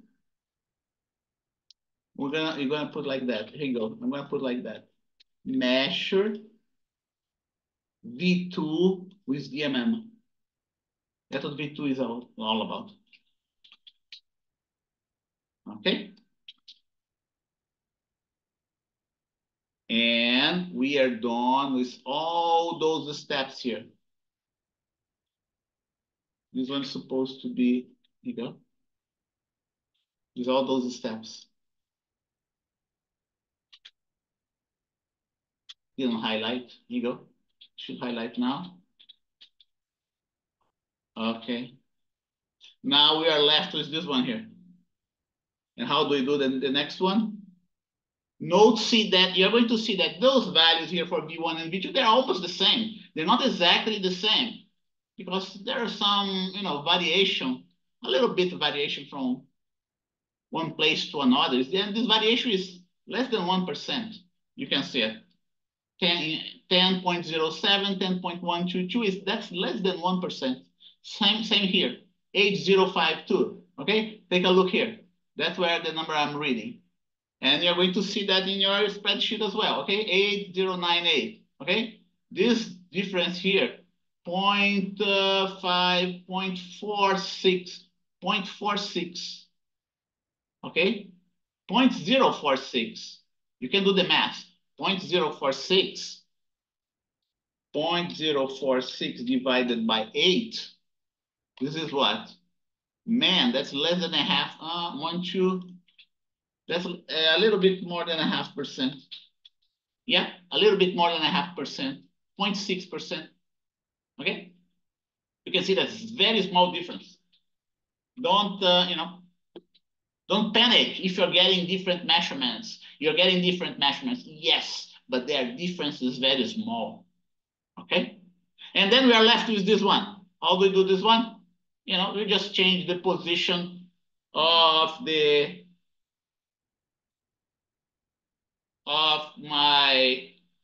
probes of the multimeter. Now we are connecting here right at this spot, right? Notice that my voltmeter is here. Would be in the simulation, it would be similar to do like that. R1, R2, right? And R total. That's what the simulation means. That's what it means in the simulation. Okay? But that's just an exercise for you to see that there is not much of a difference between those three measurements. 1, 2, 3. It's 11:15. What's next? What's next? Okay, so here we go. Now we're going to turn off the DMM, disconnect everything, and start from scratch. Okay, and what does it mean disconnect everything? I'm going to disconnect everything here. Cut, cut. Okay, we need to disconnect everything to go the next step. Okay, disconnect here, disconnect here, disconnect here, disconnect here, disconnect here, here, here, and here. Okay. And we're gonna start from scratch. We are not going to use the voltage meter anymore. We're going to use the ammeter. Okay. Disconnect everything. Everything. So adjust your DMM to read current.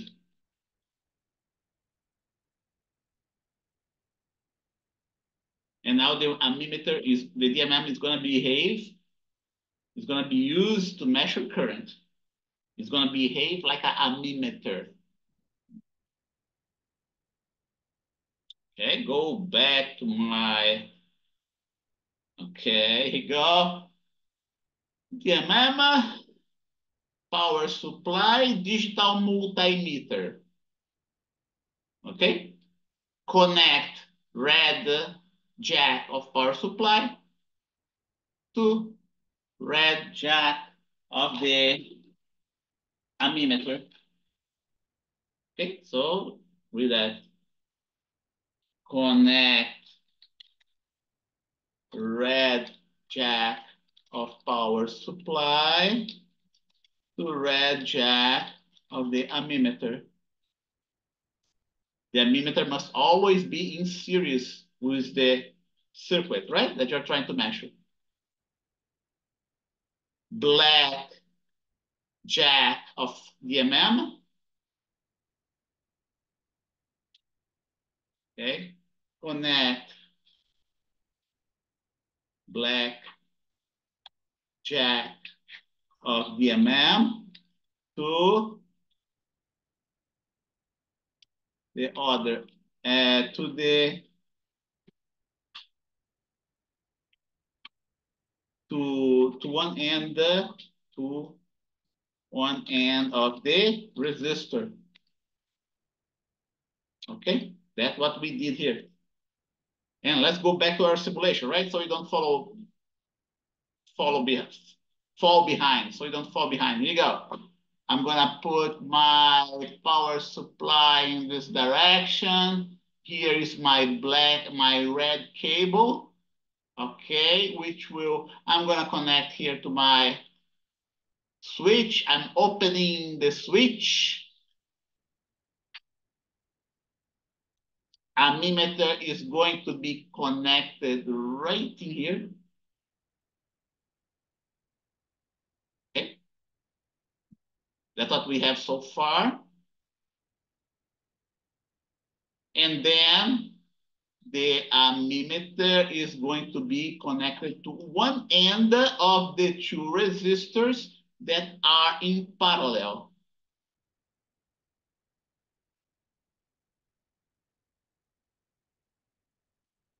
The two resistors are in parallel. I still didn't close the circuit.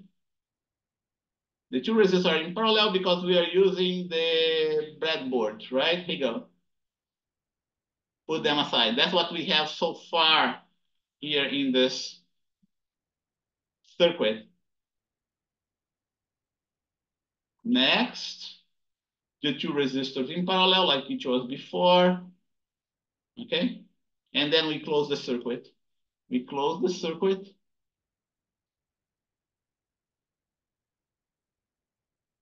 Like that. And okay, and finally we have the current moving through the resistors. The ammeter is registering the current. We're starting at 10 volts, right?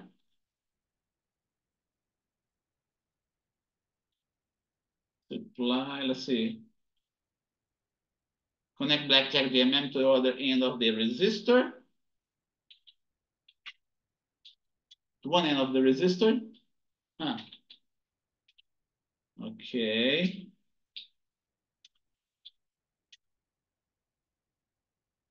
Connect the other end of the resistor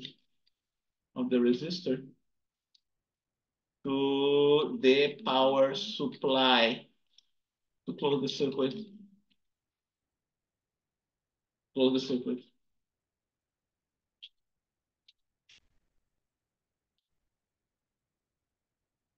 Okay? That's how it looks like, the circuit. The ammeter is right in here. The voltmeter is in parallel. The ammeter is in series, right? 11:20. We're gonna have our break very soon, you know, and repeat the steps.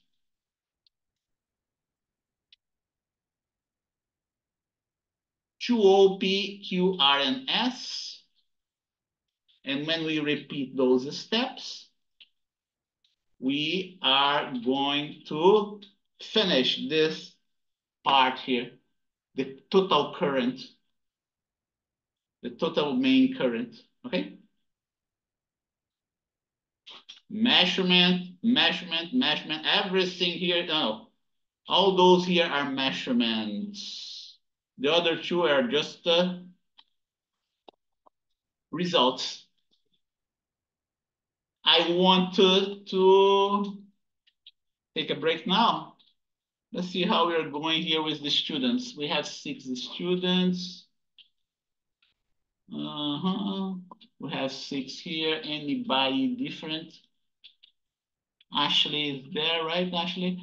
I just want to know if you folks are following here. Let's see. Jacqueline, did you manage to download? I just want to know if you downloaded the spreadsheet. Did you download the spreadsheet, Jacqueline? Yeah. Okay, good. And Sky is not here. Ashley, did you download the spreadsheet, Ashley? Good. Next is Corina. Did you download the spreadsheet, Corina?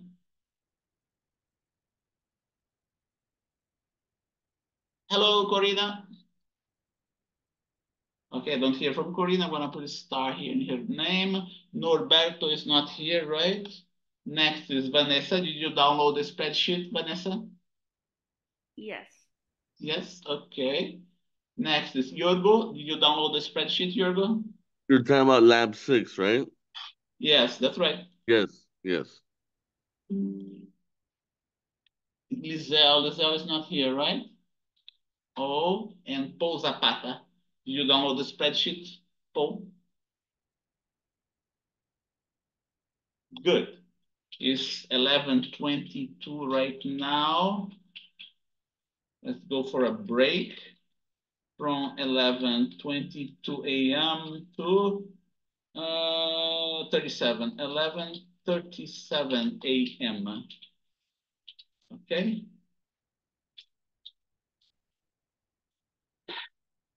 Okay, so I will pause. Oh, no, I will pause the recording. I will stop sharing first. Okay, and then.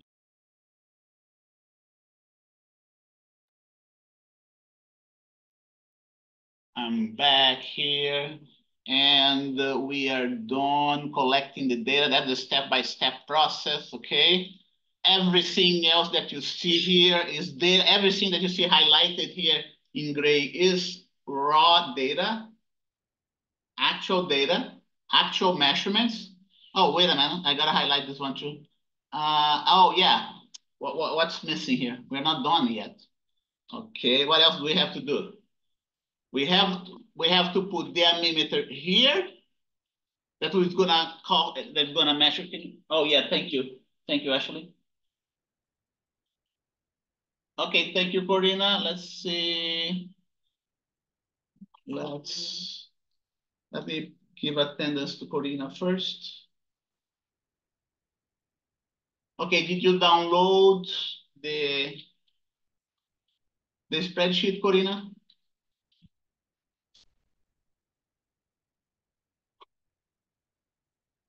Yes, okay, good. So, and let's go back here. So next thing we're going to do is to put the ammeter here. That would be I1, okay? That you're gonna measure is gonna be a different current. And that's what I1 is all about. And move the ammeter to the other spot here. That's gonna be I2. I1 plus I2, according to the series, should be equal to I total. Okay, and how do I do here in my simulation? Let's see, where's my simulation?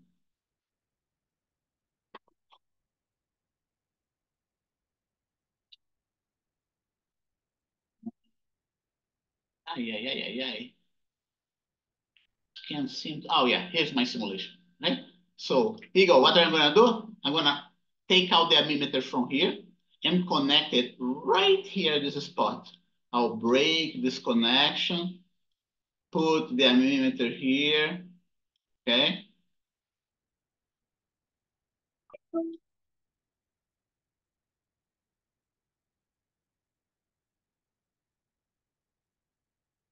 Put the ammeter here, should be at a lower current because it has a higher resistance. Repeat those steps that we did and then move the ammeter to the other spot here. Okay. And gotta connect it here, you know, make the circuit nice, right? 0.13 amps, okay? It's more than this, the current here, and less than the current here. That's what we do. And let's see, here you go.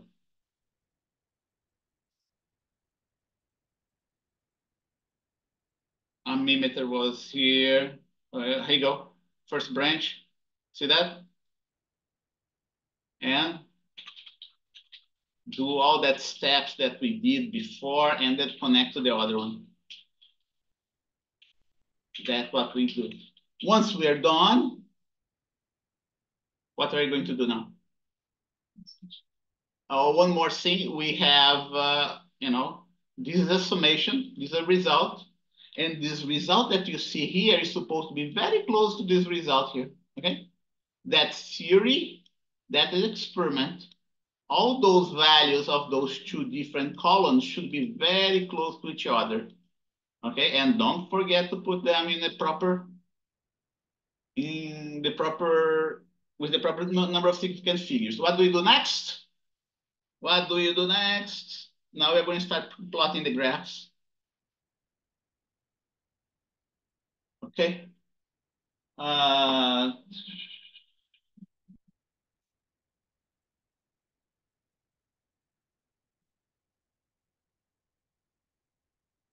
To read current, I just did the DMM to read current.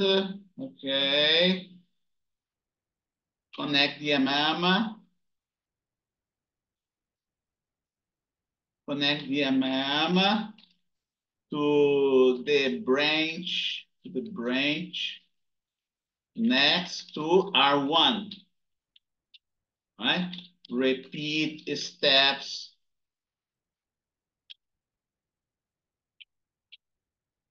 Then connect the MM in the branch next to R2. We're done collecting the data. We are done collecting all data. Everything else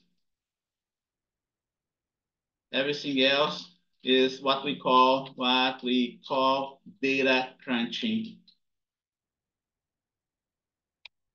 Okay, data crunching. We call that in real life.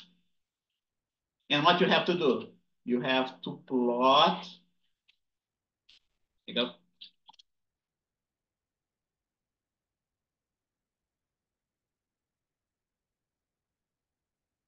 Plot V1 along the y-axis and I1 on the x-axis, V2, I2, V total, I total. Log the slopes of the three graphs on the table. The slope of this graph should be equal to the resistance 1.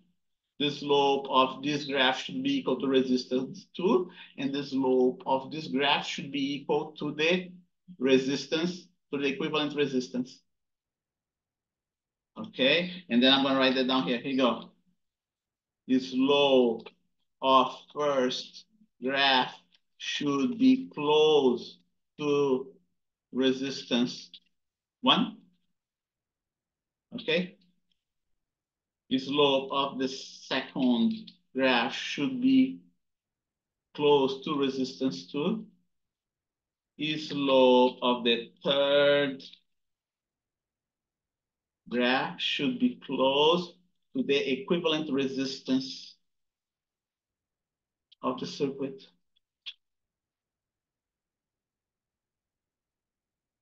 Okay, let's do that. We still have 13 minutes to go.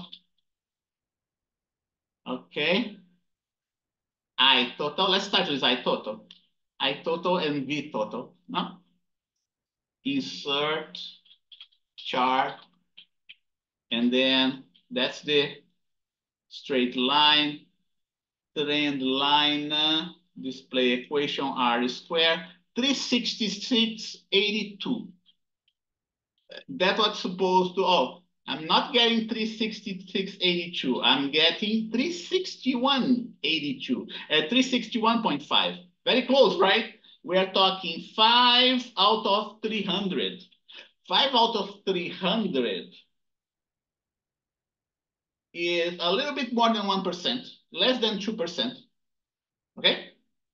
That's our first graph. Now let's go for our second graph, I1, V1. Insert, plot, straight line, display equation chart. Okay, that's the resistor we get, 412. Font size, let's see. I'm gonna, 416.2. That I'm getting for the first resistor. How does it compare? Let's take a look here. First resistor, 412 is 4 out of 400. 4 out of 400 is 1%, right? And the next one is, here we go, I2, V2. Insert, plot.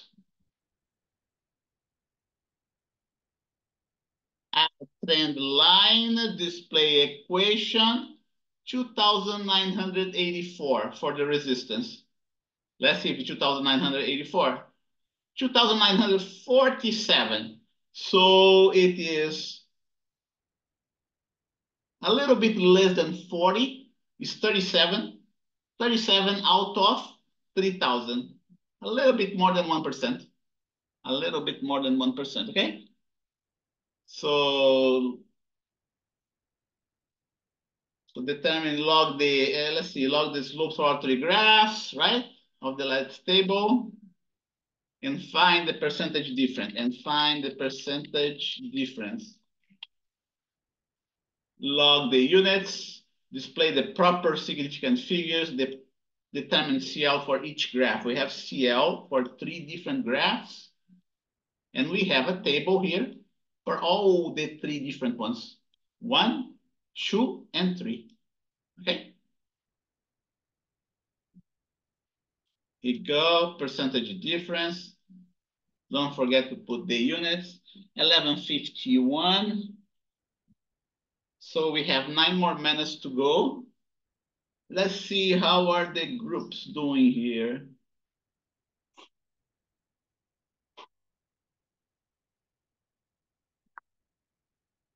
Okay, group 1.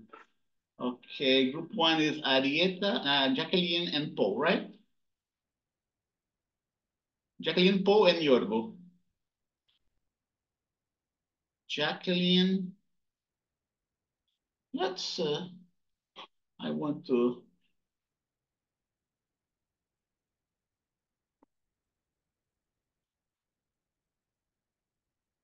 data. I want to sort by the group number. Here you go. And now we have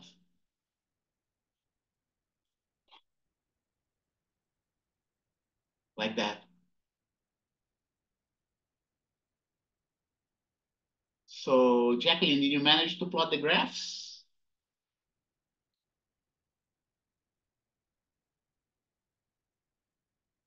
Plot graphs. Yes, okay, all the 3. That's good. Okay, Yorgo, did you manage to plot all three graphs? No, I wasn't. You're working? Yes. Okay. Giselle is not here. Paul, did you manage to plot all three graphs? Paul Zapata, okay, thank you. And Paul, how does the percentage difference that you got? What's the percentage difference that you got? Did you get a good percentage difference? Oops. Not yet, not yet, okay. So let's go for Norberto is not here today. Vanessa, are you there, Vanessa? Did you plot all the three graphs?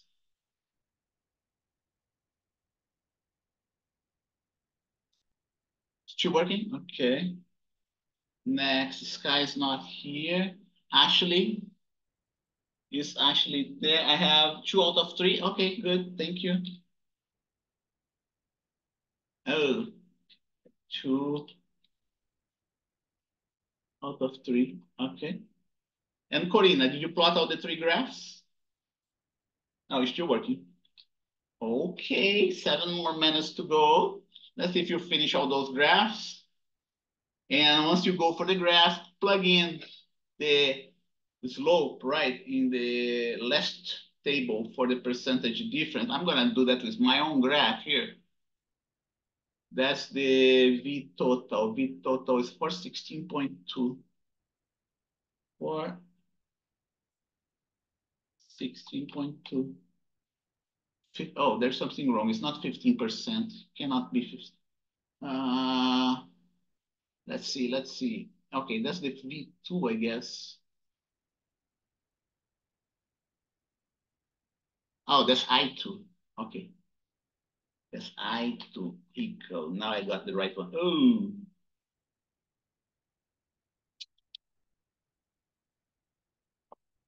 For 16.2. Okay. Hey. What's wrong here?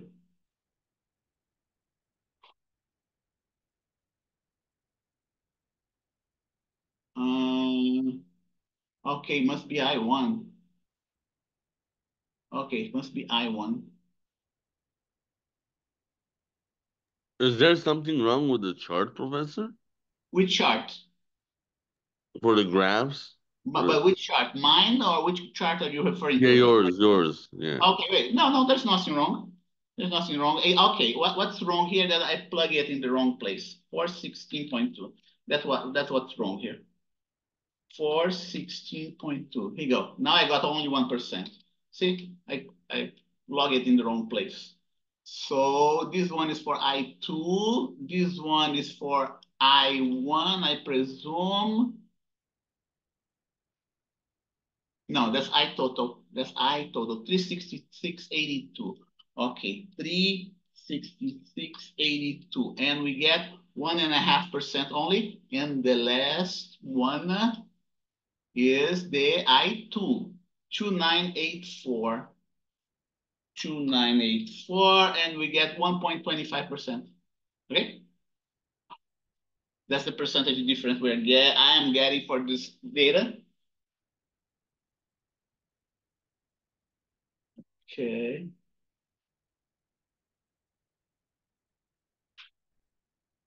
Four minutes to go. Go back here to the notes.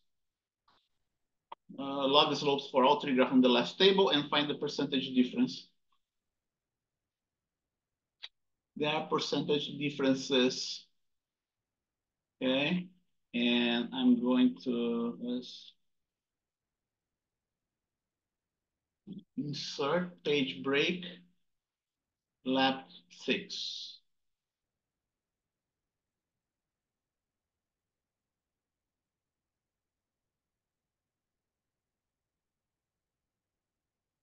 Okay.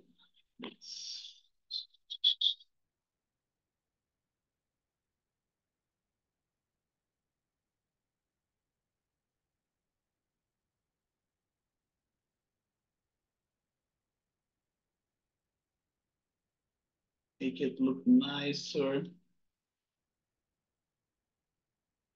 Right, so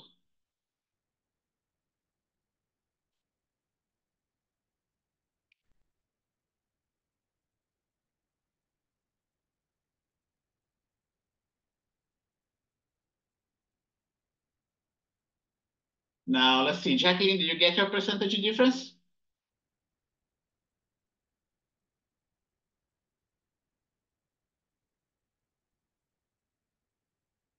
Not yet, okay.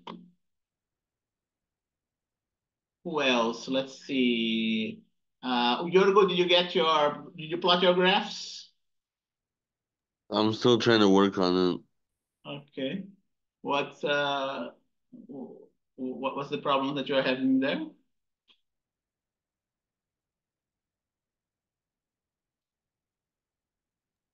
It's just taking me some time. Okay. Paul, did you manage to plot all three graphs? Yes, I did. You got it? Okay. Did you get the percentage difference as well? I believe so. I'll send it right now. What's that? I didn't understand. Is that it? I just sent it right now. I got for V1 0.707, 0.7. V2, yeah, Okay. V2 is 2.97, 2.97. Okay. And the and other? then 3.23. 3.23. Okay. Yeah, a little bit high, usually, but that's okay. It's not that problematic. It's not that much of a problem. What's going on here? Okay. Okay, thank you, Paul. And why is keep on doing that? Strange. Okay, next is Vanessa. Did you plot all three graphs, Vanessa? Yes, I did. Okay, did you manage to get the percentage difference of the three graphs? Yes. What did you get? I got 1.54 for the first Okay. one, 1.17 for the second one, Okay, and then 2.04 for 2.04. Okay, good. Okay, thank you. You are alone today in this graph, in this lab, right? Okay. And group number 3, let's see. Ashley, did you manage to plot out three graphs? Yes? Okay. Good. Did you get the percentage difference? Okay, working. That's good. And what about you, Corina? Did you manage to get all three graphs plotted?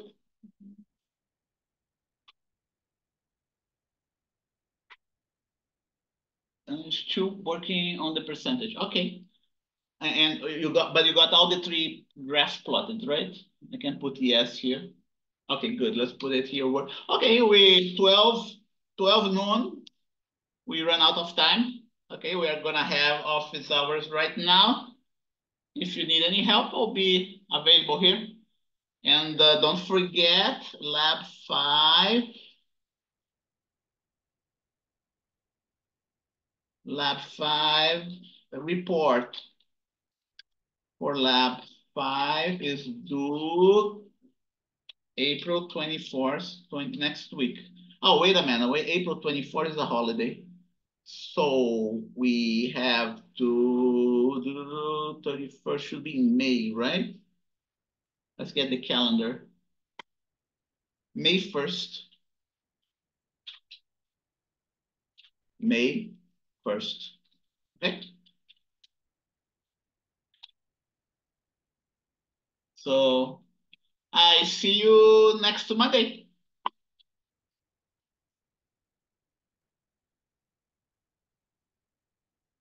You too. Have a good day. I'm gonna stop.